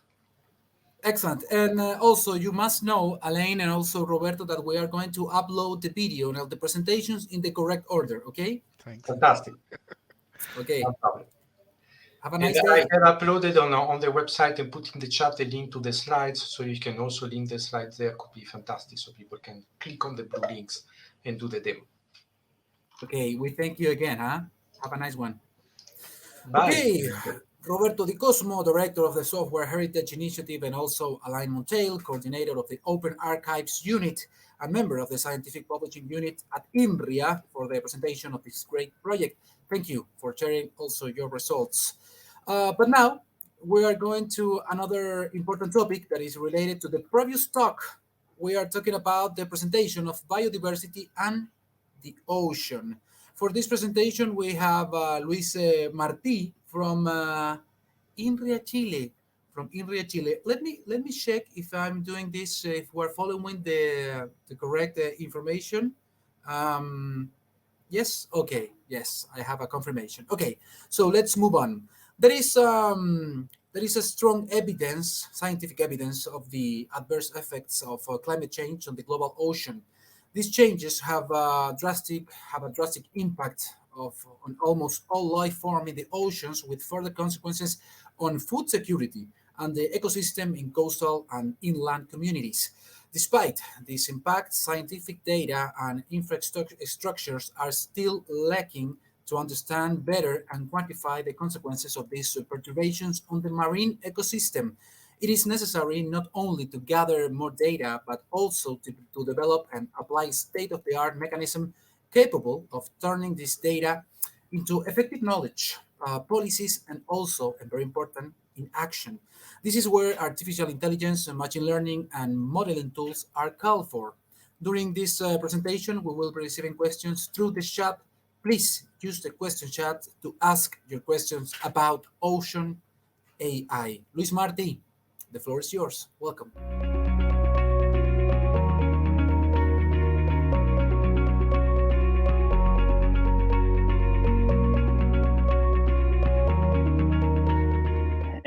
Hi, everyone. Welcome to this section of the Journées Scientifiques. I am going to present today the work we have been doing and we are doing around the Inria Challenge Ocean IA. which is around the application of artificial intelligence and modeling for understanding the ocean and climate change. The project itself is led by Nayat Sanchez P, and I am leading it with her, helping her in this. But I have to say there are many people involved, and it's a project that is very intense in terms of collaboration and exchange and all of that. So, what are the main motivations for, let's say, approaching this topic of AI and climate change and the ocean? It's actually not, this is not an independent action or a singular action from Inria in general and our part in particular. We, as the Institute is, I think all of us, we are really concerned on these issues that we are facing regarding climate change and all of that. And of course, computer science in general, but AI and machine learning in particular are one of the most important tools that at least computer science can bring into the equation to try to find a solution or at least a strategy for mitigating the impact of climate change. And this is, well, in part because if we think about it, almost any approach to, let's say, renewable energy, to understanding nature, implies either optimization, modeling, and for that, AI in general and machine learning in particular is like the tool of choice. No? Then there is another side of the coin that in recent years, there has been an increasing concern on the impact of computing, again in general, and AI in particular on the environment, in particular because as computing technology requires more and more energy, it also becomes one of the main contributors to CO2. No? And just to give you an idea, there is a lot of criticism in society at this point regarding flying and air traveling because it pollutes a lot, but social networks generate more CO2 than the flying industry, the air travel industry altogether. No? And there is not an active conversation around that. No? There are papers on this, and but again,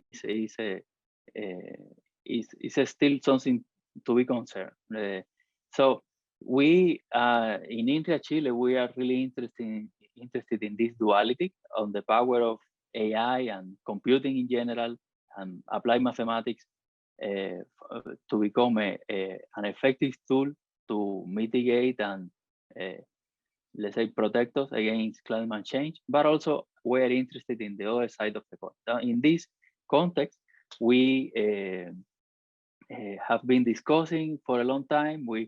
There have been many projects in Inria, Chile, in recent years that have to do with the environment. This is not like the first thing we have done. We have projects not only this Ocean IA, but also around solar energy generation.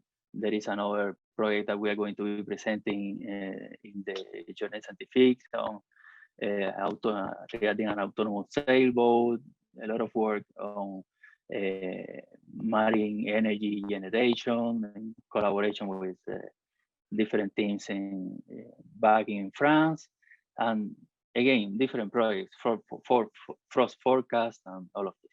So in this, let's say, positive look on for addressing these topics, we propose this Inria challenge, and we are really happy that it got accepted, and we have been executing the project for almost a year now, because we started officially on July last year. Of course, as you can imagine, the main impact on the project that we have had is that we have suffered all the drawbacks of the COVID pandemic, so the complexity of communication, all of that. But I have to say that right now we are, let's say, we have gathered speed and we are at cruise speed in the progress of the project. So what is the project about? No, as you can relatively easy imagine, the the whole planet is a set of interconnected environments, no? And the ocean, and we are suffering. We are in this process of degradation of our climate because of the process of climate change, and the main tool, the main shield that we have against climate change is the ocean. The ocean is the main responsible for capturing CO2 and converting it into calcium and other forms, mainly through different species of algae. And so if we need to create or improve a defense against climate change, we need to look at the ocean and how to protect it. In this context, we propose Ocean IA, and the goal is to try to answer at least I would say 3 important questions. No, first, one that has already been almost replied, but I think that is still in a more intuitive way. That is, how does the ocean protect us against climate change? We have a lot of, let's say, cues and results that show that, well, algae are really effective on this, but how to measure this, how to really assess this, put numbers behind it. No, there is still a gap and an opportunity of work, but then there are 2 most important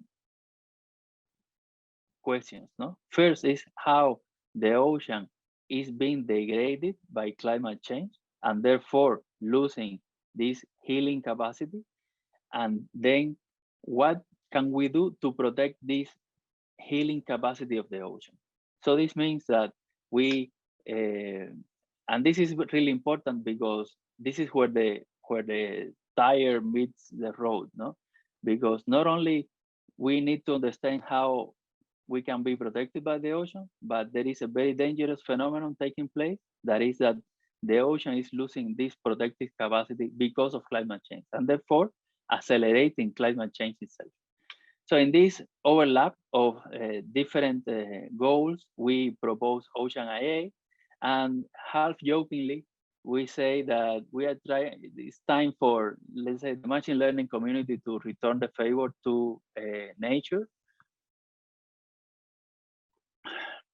because we have had a lot of nature inspiration for a long time. We have neural networks that are more or less inspired on nature, evolutionary computing, and all of that. So it's time that we return the favor to nature.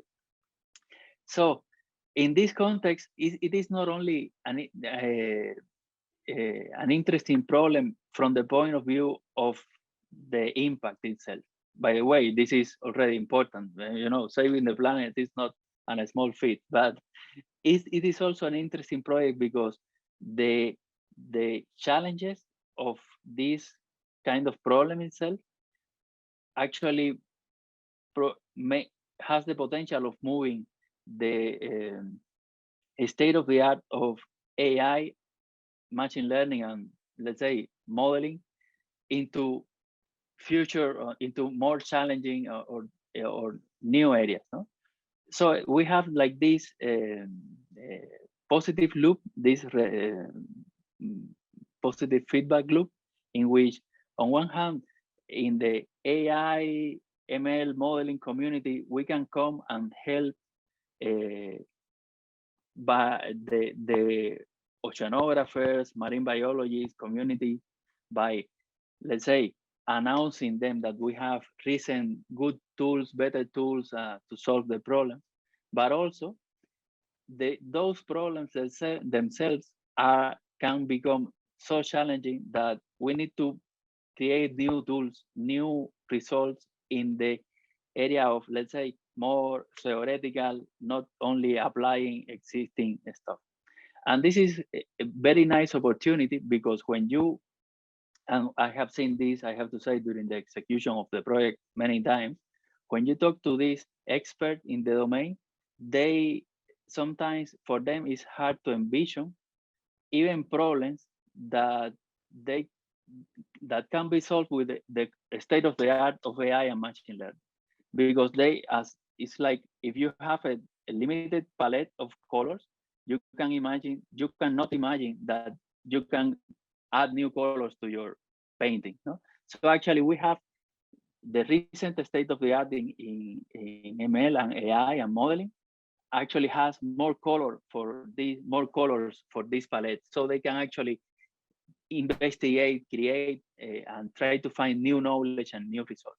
And as I was saying, in return, actually, when you go and check the nature of these problems, these are they are really challenging. This is not like, yes, apply something that is already pre-cooked and you have amazing results.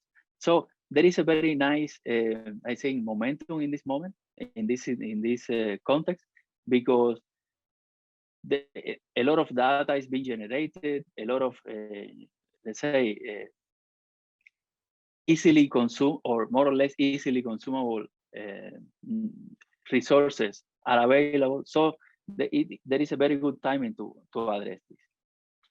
So as you can imagine, it is well, as all Inria challenges, but in this in particular, there is a heavily multidisciplinary nature to the project. No? On one hand, we have teams from France, Ange, Tau, Biocor. We are also in France working together with CNRS and the Université de Nantes. In Chile, besides Inria Chile, we are inside the project collaborating with the Universidad de Chile, in particular with the Center for Mathematical Modeling and the Catholic University of Chile. And we also have I want to underline this very important partner, Tara Oceans, that I will go and talk about Tara Oceans later in the presentation, but it's a very important collaborator. And of course, the cooperation with French cooperation with South America. We also counted with the support of NVIDIA that offers some computer resources for the project. So if we go into the, let's say, the skills and the different tasks that we are addressing, as I mentioned, and I will go into more detail later on, this is how different teams actually bring their skills into the project, and how we try to coordinate the different tasks and then the different goals that we have set upon us in the future. So this is the scientific committee of the project, from the Inria teams and all the other participating institutions.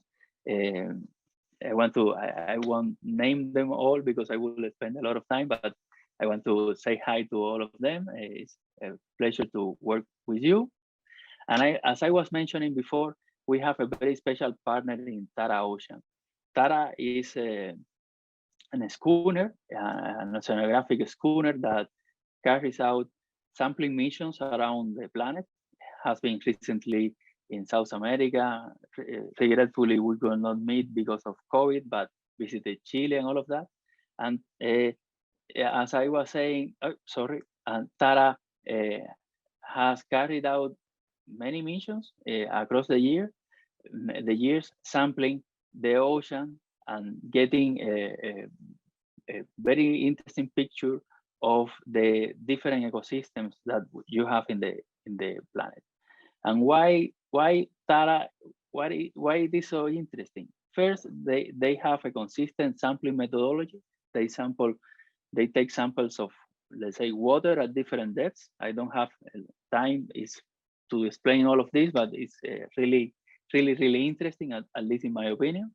And then they do two things with this. First, they sample the DNA in these samples of water, and they also they take photographic evidence. They take photos of the different organisms that are in these samples of water. So they have been producing this for a long time. They have a lot of images captured, a lot of DNA samples and all of that.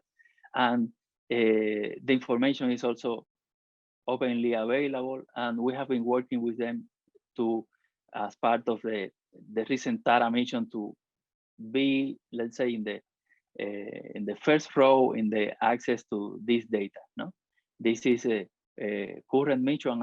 I don't know where is TARA at this moment, but I know that recently was like a month ago or 2 months ago was visiting Chile in this as part of this expedition into the let's say it's around the South American continent. So going back to Ocean IA, we have defined our work in 3 axes. One that have to do with let's say the knowledge and infrastructure that we need to correctly execute the project. The 2 work packages in this area are coordinated by us here in Inria, Chile. And then we have set, as I mentioned, one of the, let's say, perspective of the project. I mean, we are a computer science and applied mathematics institute, no? So we have scientific basic science goals, and we have defined them in this set of goals. And then we have a set of, let's say, applied or multidisciplinary objectives. This is the 3rd axis that in which we try to land the progress we are making in the basic science into different application contexts that try to cover this or try to answer, at least in part, the 2 big questions that I mentioned before. No? How the ocean protects, or the 3 questions: how the ocean protects us against climate change, how the ocean is changing because climate change, and what should be protected. No, so again, I will go into more detail and on this, and as I do this, I will also try to give you some update on the work we have been doing and the status around this. So the first item that I want to draw your attention is around the structure and graph-based neural networks. This is, I mean, the topic itself is not new, no? Actually, it's really active. In recent years, we have seen this. To me, I have to say, really interesting, the capacity of neural networks to handle information that is presented in a very symbolic, complex way, as are graphs. Is probably one of the most general ways of representing information. And this has 2 areas of particular application in the project, is because generally in the domain, they describe ecosystems as networks, what they call networks that are graphs. No? So in order to understand, for example, what are the common denominators of different ecosystems and all of that, we need to be able to process this. And we have been working in particular in the application of graph neural networks for generating spatiotemporal predictions, and to be able to predict in time and space how the components or the elements, in particular organisms in the ocean, are changing. Remember that the ocean has this particular challenge that is heavily non-static. This Greek philosopher would say, you don't bath 2 times you don't swim 2 times in the same river, but imagine it's the same in the ocean. So being able to add this predictive capacity, taking into account, for example, the fluid dynamics and all of this. I will talk about this later on, but in this case, it's only, let's say, spatiotemporal predictions is really important. We have been working on that from here in Chile. Then there is a big area of focus around active, few shot, and multitask learning, because, and this is, for example, very close to the area of image processing and plankton image processing. Because first, even though I have to say there are lots of interesting data. By the way, I want to draw your attention to this site we have created, where we are compiling all data sources related to ocean and artificial intelligence that are freely available. There is a lot of data, but there is not a lot of labeled data. And you know, let's say if we had a supervised learning data set to simplify this, then the problem would be very simple or simpler, or at least understood already. But the thing is that we have very few annotated data, because in this case, for example, for annotating all this data, you need experts. You cannot use like crowds and all of that. Maybe we could in a particular way, but it's not a simple thing. So you have small data actually compared to the dimension of the other, let's say, of the dimension of the whole data set. And we need to find ways of applying active learning, future learning, anomaly detection, transfer learning, domain adaptation. For example, one of the challenges is that, as just to mention, as data progresses, the sampling equipment changes and the quality of the optics change.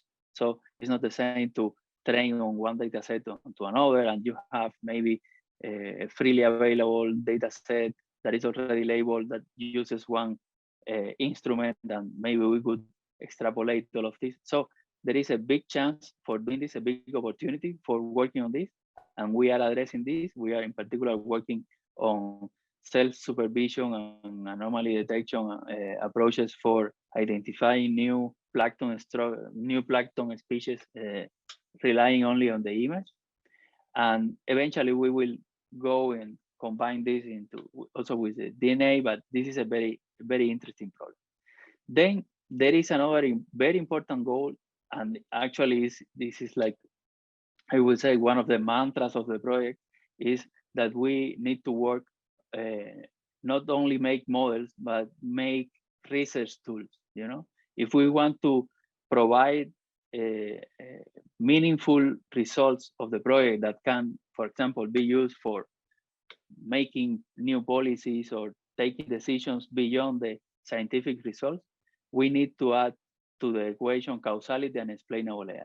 And the Tau team is leading the work in this direction. We are also doing some work around this here in Inria, Chile. And this is really key. And again, because we need to, for example, to identify key species in a given ecosystem that are the ones that maintain the stability of the ecosystem, key species that are the ones that have the higher biomass productivity and therefore are really important, all of that. So, and for that, even though we could at some point solve the problem by just modeling and just, let's say, learning the underlying relationships, it is essential to add explainability and as part of that causality to be able to, you know, not only have results, but also results that convince and can be used and can become new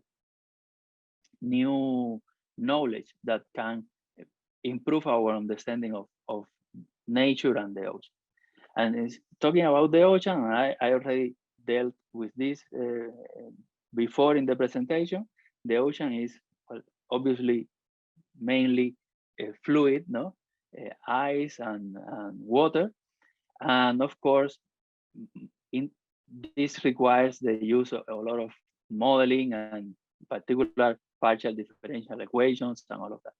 So this is also very nice timing in the project, because we have started to see the overlap and the connection between more, let's say, classical, at least to me, that I am a machine learning guy, approaches that relies on partial differential equations and how this can improve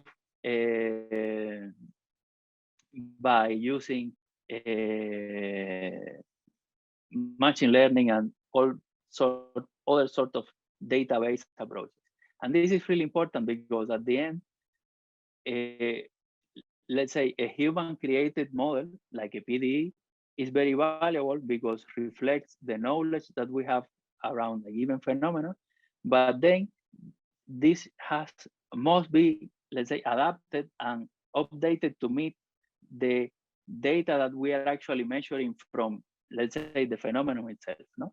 And there is a very interesting trade-off because on one hand, it's like, actually, I don't want to get too philosophical, but it's like a way of combining human-based and data-based knowledge into a single system. And then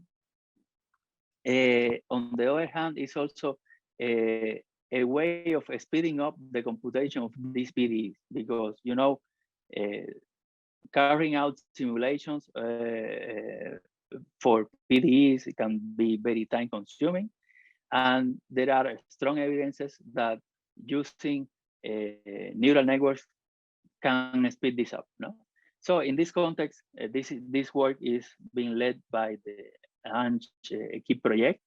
And also we are really actively working from here in Inria, Chile. I am very pleased with the results we have been obtaining. So we have started to work on something that is called physics-informed neural networks, and essentially pings.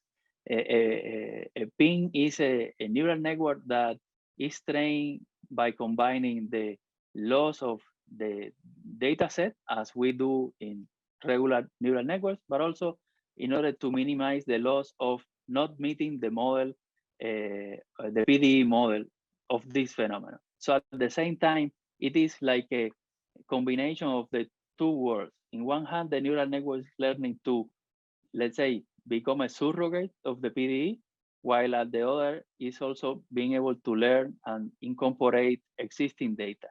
And we have been working on this for almost a year or so now, probably a little bit more than a year. We have some results on this, and the most recent one that I want to share is this work we had on MOPINs, multi-objective AutoML pings, that in which we analyze a problem that I think is really interesting, because if I go back and we see this combined loss function here, that we, in one hand, try to minimize the loss of the data, and in the other hand, we try to minimize the loss of the physics. Again, without getting too philosophical, there is an Easter egg here, hidden in this lambda, because this lambda is expressing many different things at the same time. In one hand, it's expressing a preference, like if I prefer more the PDE or the data. No, in some cases, my confidence in the model is higher, and I just want to, let's say, fine tune it with the data I'm seeing. In other cases, it's not. So the lambda could be used for that, but not only for that, because then the thing, what happens is that actually these two loss terms have completely different numerical characteristics.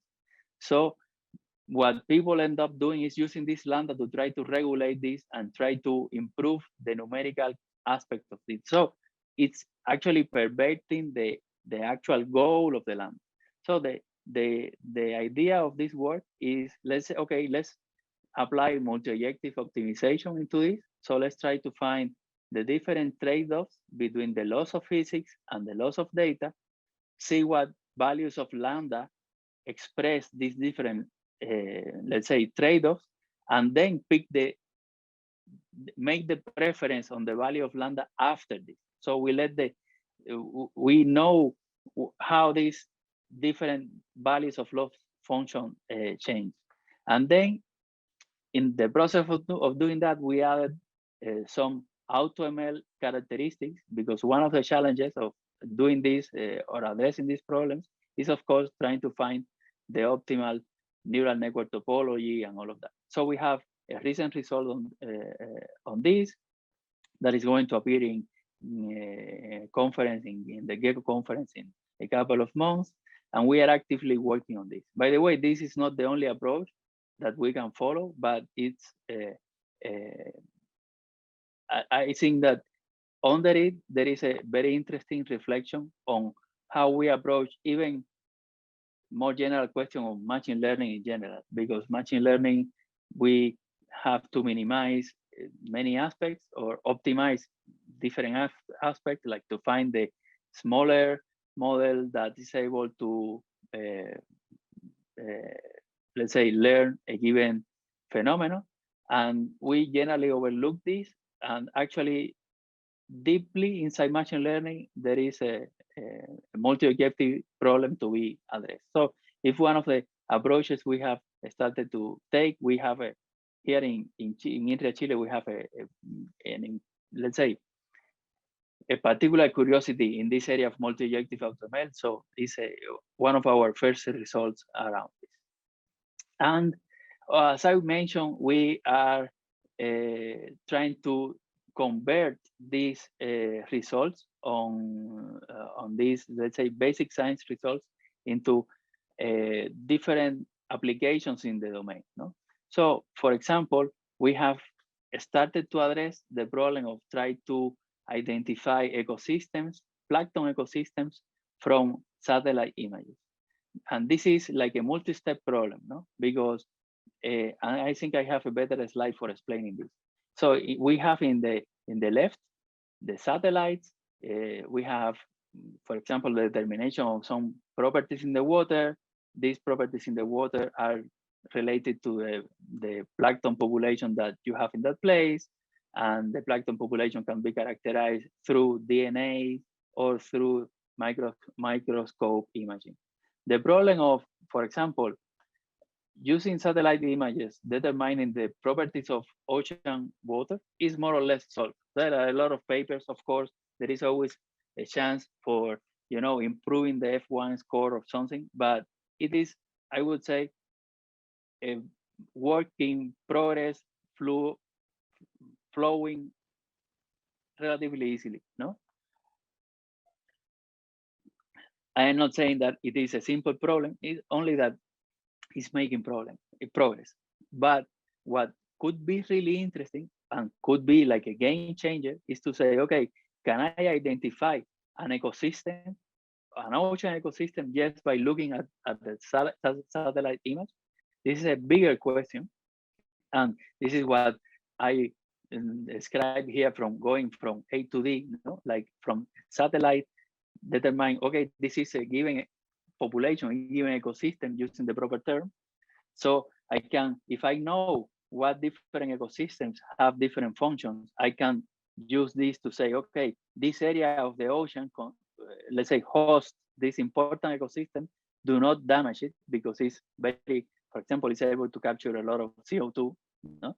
And then what could be awesome is eventually to go from A to I and to say, okay, I am looking at the satellite images, maybe I can identify the different microorganisms that are living in the water, no? By, let's say, describing this ecosystem by their composition of in different organisms.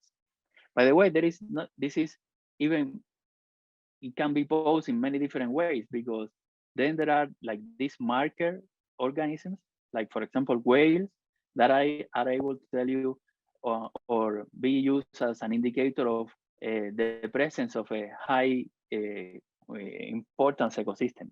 Whales live in places where there are also generally a lot of algae, a lot of, let's say, biological production, and all of that. And by the way, whales are relatively big, and we can see them through a satellite with a certain simplicity.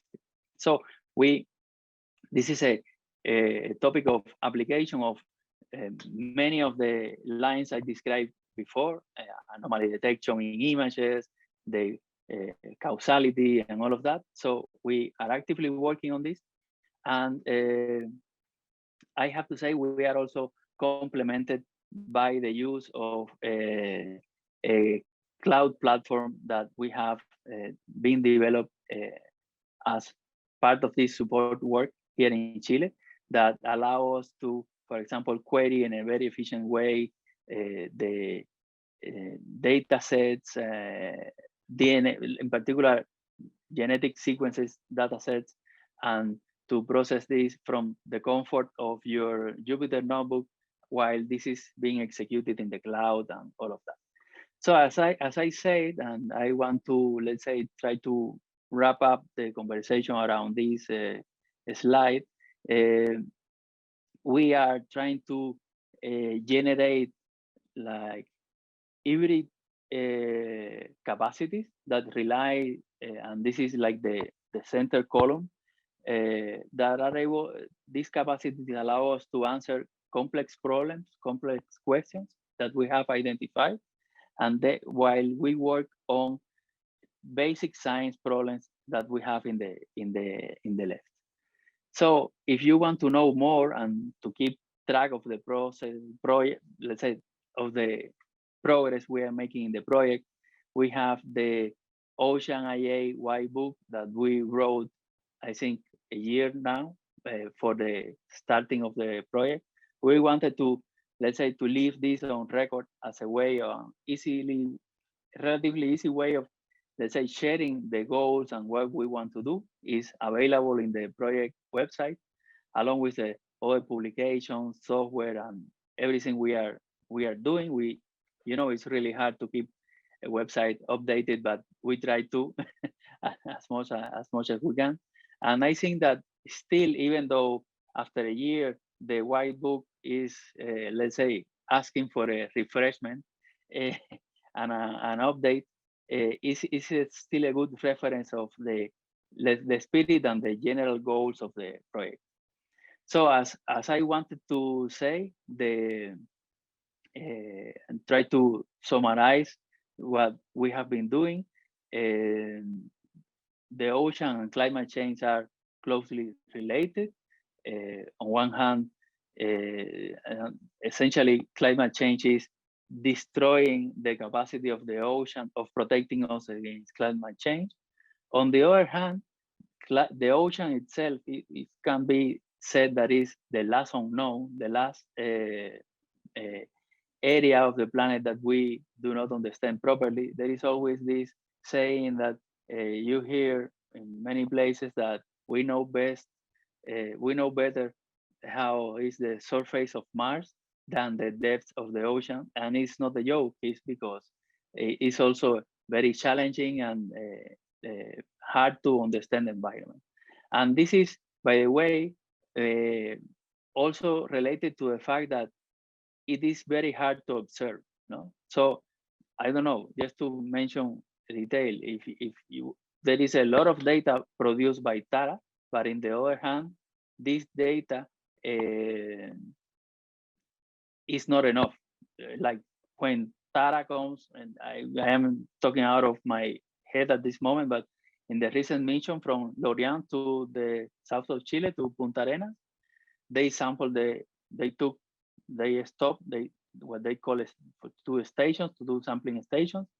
But if you go, it's true that in every sampling station they sample a lot of data, they extract a lot of data, but then these are few stations. So depending on how you pose the problem, this is actually like a small data combined with a big data problem. So I have to say it's very interesting, very, let's say, very nice opportunity for us to come with our tools and capacities to help in a, let's say, in a key aspect of for us. And then in return, actually, you have the need of improving and producing valuable AI and ML results and modeling results. And this is, for example, the outcome that we are seeing motivated by Ocean AI. We have results in the area of combining modeling and all of that. And by the way, these are not the only results that we have in this direction. So if, by the way, we would love people to get involved and take part of this, no? The simplest way we can propose you to do it is to take part of some of the forthcoming events that we are organizing around project Ocean IA. And first, and let's say the closest ones are in ICAI, in the International Joint Conference on Artificial Intelligence, you know, a classical, let's say, long-standing conference. I don't know if they have been running in the 60s. So one of the key conferences in AI, sorry. We're hosting a workshop on AI modeling oceans and climate change, AI for understanding the ocean and climate change. And the deadline is coming up, I think, in June, more or less. You can check out, everything is in the Ocean IA website. And then also very interesting, I think we are proposing a challenge. So a challenge is like an open-ended opportunity to propose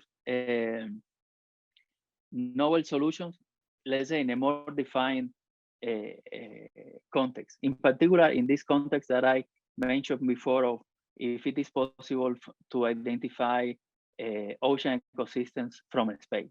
So for the challenge, we have made available this compilation, this let's say list of different data sets available. We have involved mentors from different areas and try to help challenge participants to come up with innovative ideas and solutions to try to solve this problem, or at least a subset of this problem, a part of this problem. So if you are interested, you are more than welcome to take part of it, to look at this. And actually, we would like this to become like, to be the first activity of a long-standing cycle on proposing problems to a community and drawing attention from the community on how this can be solved. So the challenge, if you want to take part, is also still possible. By the end of this month or early June, I am talking out of my head here. You would need to propose a solution, then take part of the challenge and all of that. By the way, it's not a competition in the sense that it is not that we want to improve an F1 score of something. We want people to come up with new solutions to problems that maybe other people have not seen before. And that I think is the value of this. So thank you very much. If you want to have more information, well, you can reach out to any member of the team, but in particular to Nayat and myself. And again, if you want to keep informed around the project, probably the best source is the project website. And I look forward now to receive your questions, and do not hesitate to either ask now or contact us later on. Thank you very much.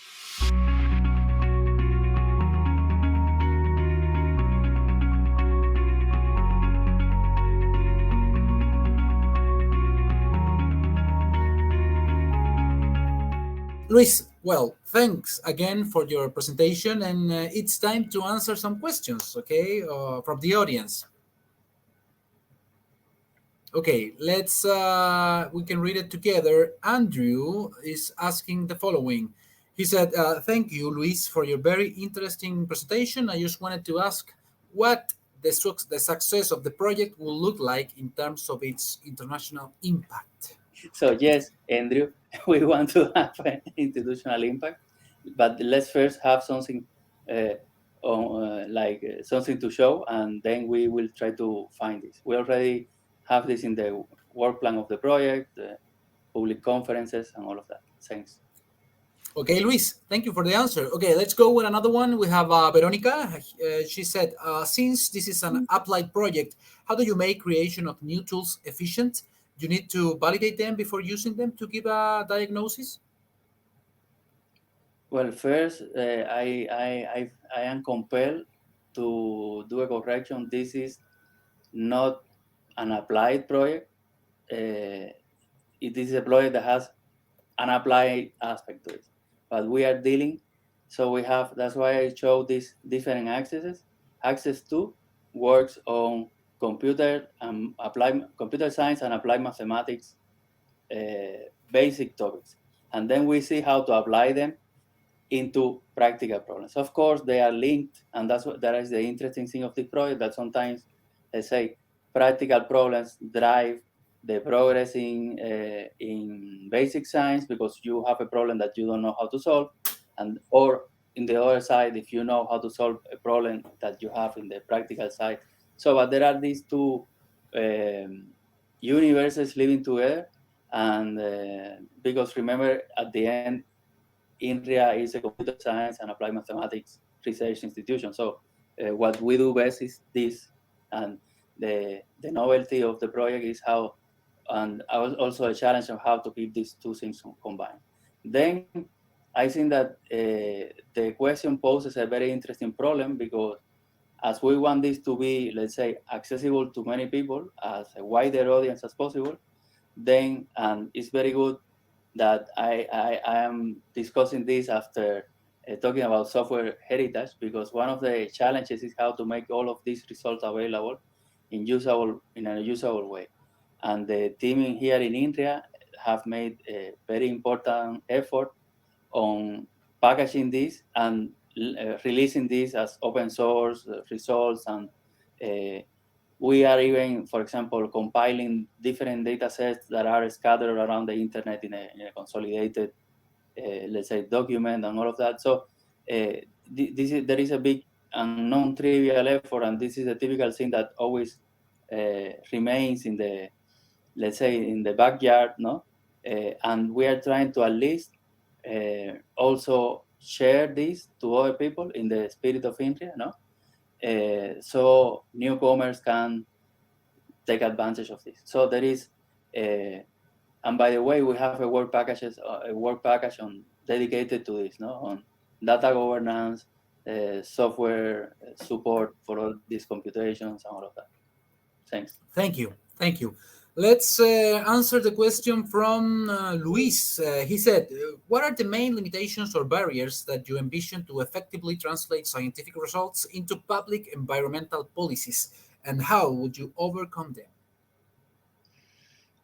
Well, the first thing is that the main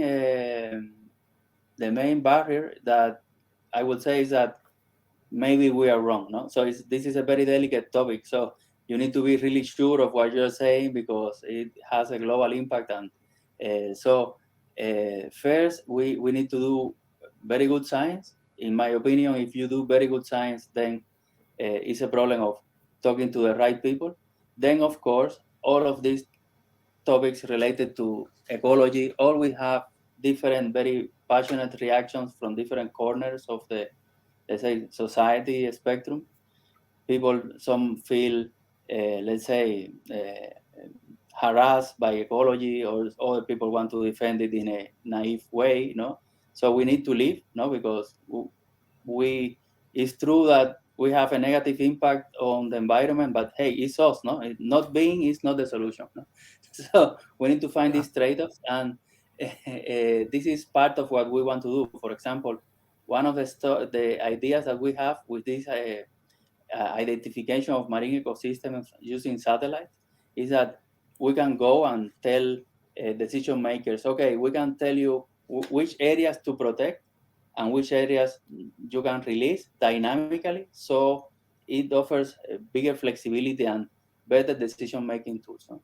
Having said that, of course, there is a direct way of doing that. There is talking to the people in command, but it's also another way of involving citizens and citizen science, and letting people know that what they can do and all of that, and non-governmental organizations. But again,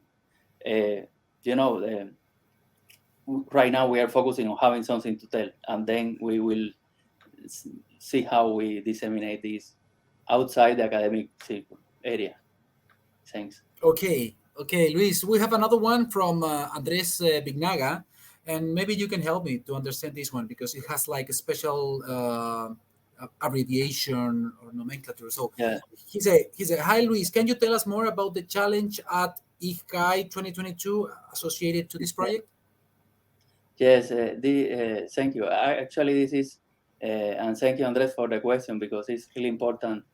ICAI means Joint Conference, International Joint Conference on Artificial Intelligence, and it's a, let's say, a classical conference, classical in the sense it's running for a long time every year and all of that.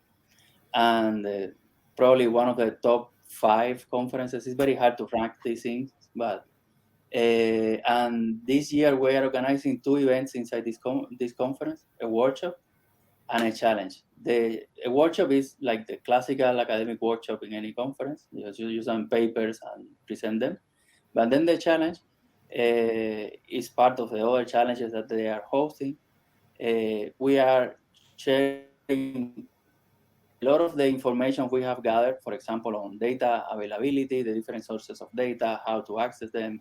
This is not, let's say, there is a compilation effort that we are releasing to people, and we have set a topic that is around how to remotely identify marine ecosystems. No?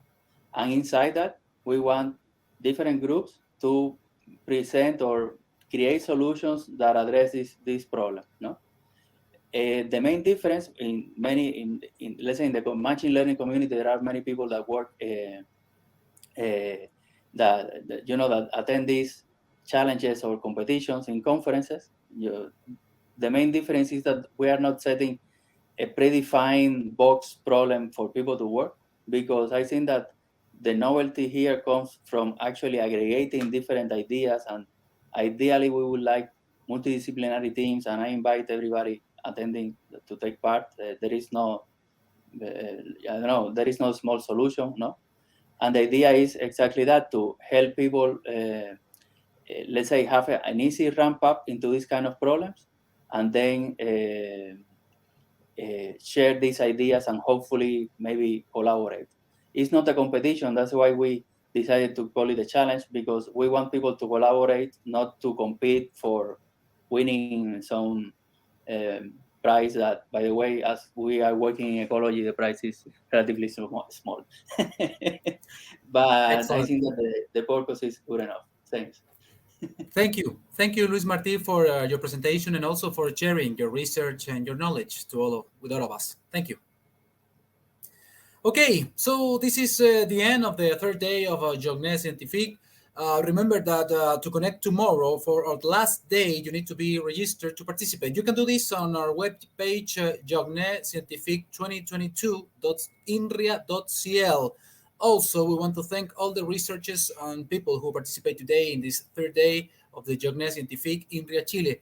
It has been an opportunity of sharing knowledge, results, and also amazing initiatives in digital science and technology. Tomorrow, in our last day, we will have more exciting activities, presentations, more science, more technology, and many, many more. If you haven't registered, you can go to the website, journescientifique2022.inria.cl. Don't forget that. Register. You have to register for every part you wish to join. So you can follow also the updates on our social networks, Inria Chile on LinkedIn, the same on Twitter. Tomorrow we will have another day full of interesting activities. Finally, the topics and presentations seen today will be available on the web in a few days. We will be waiting for you at 8:30 a.m. in Chile and 2:30 p.m. in France. Thank you for joining us today. Have a nice day and see you tomorrow.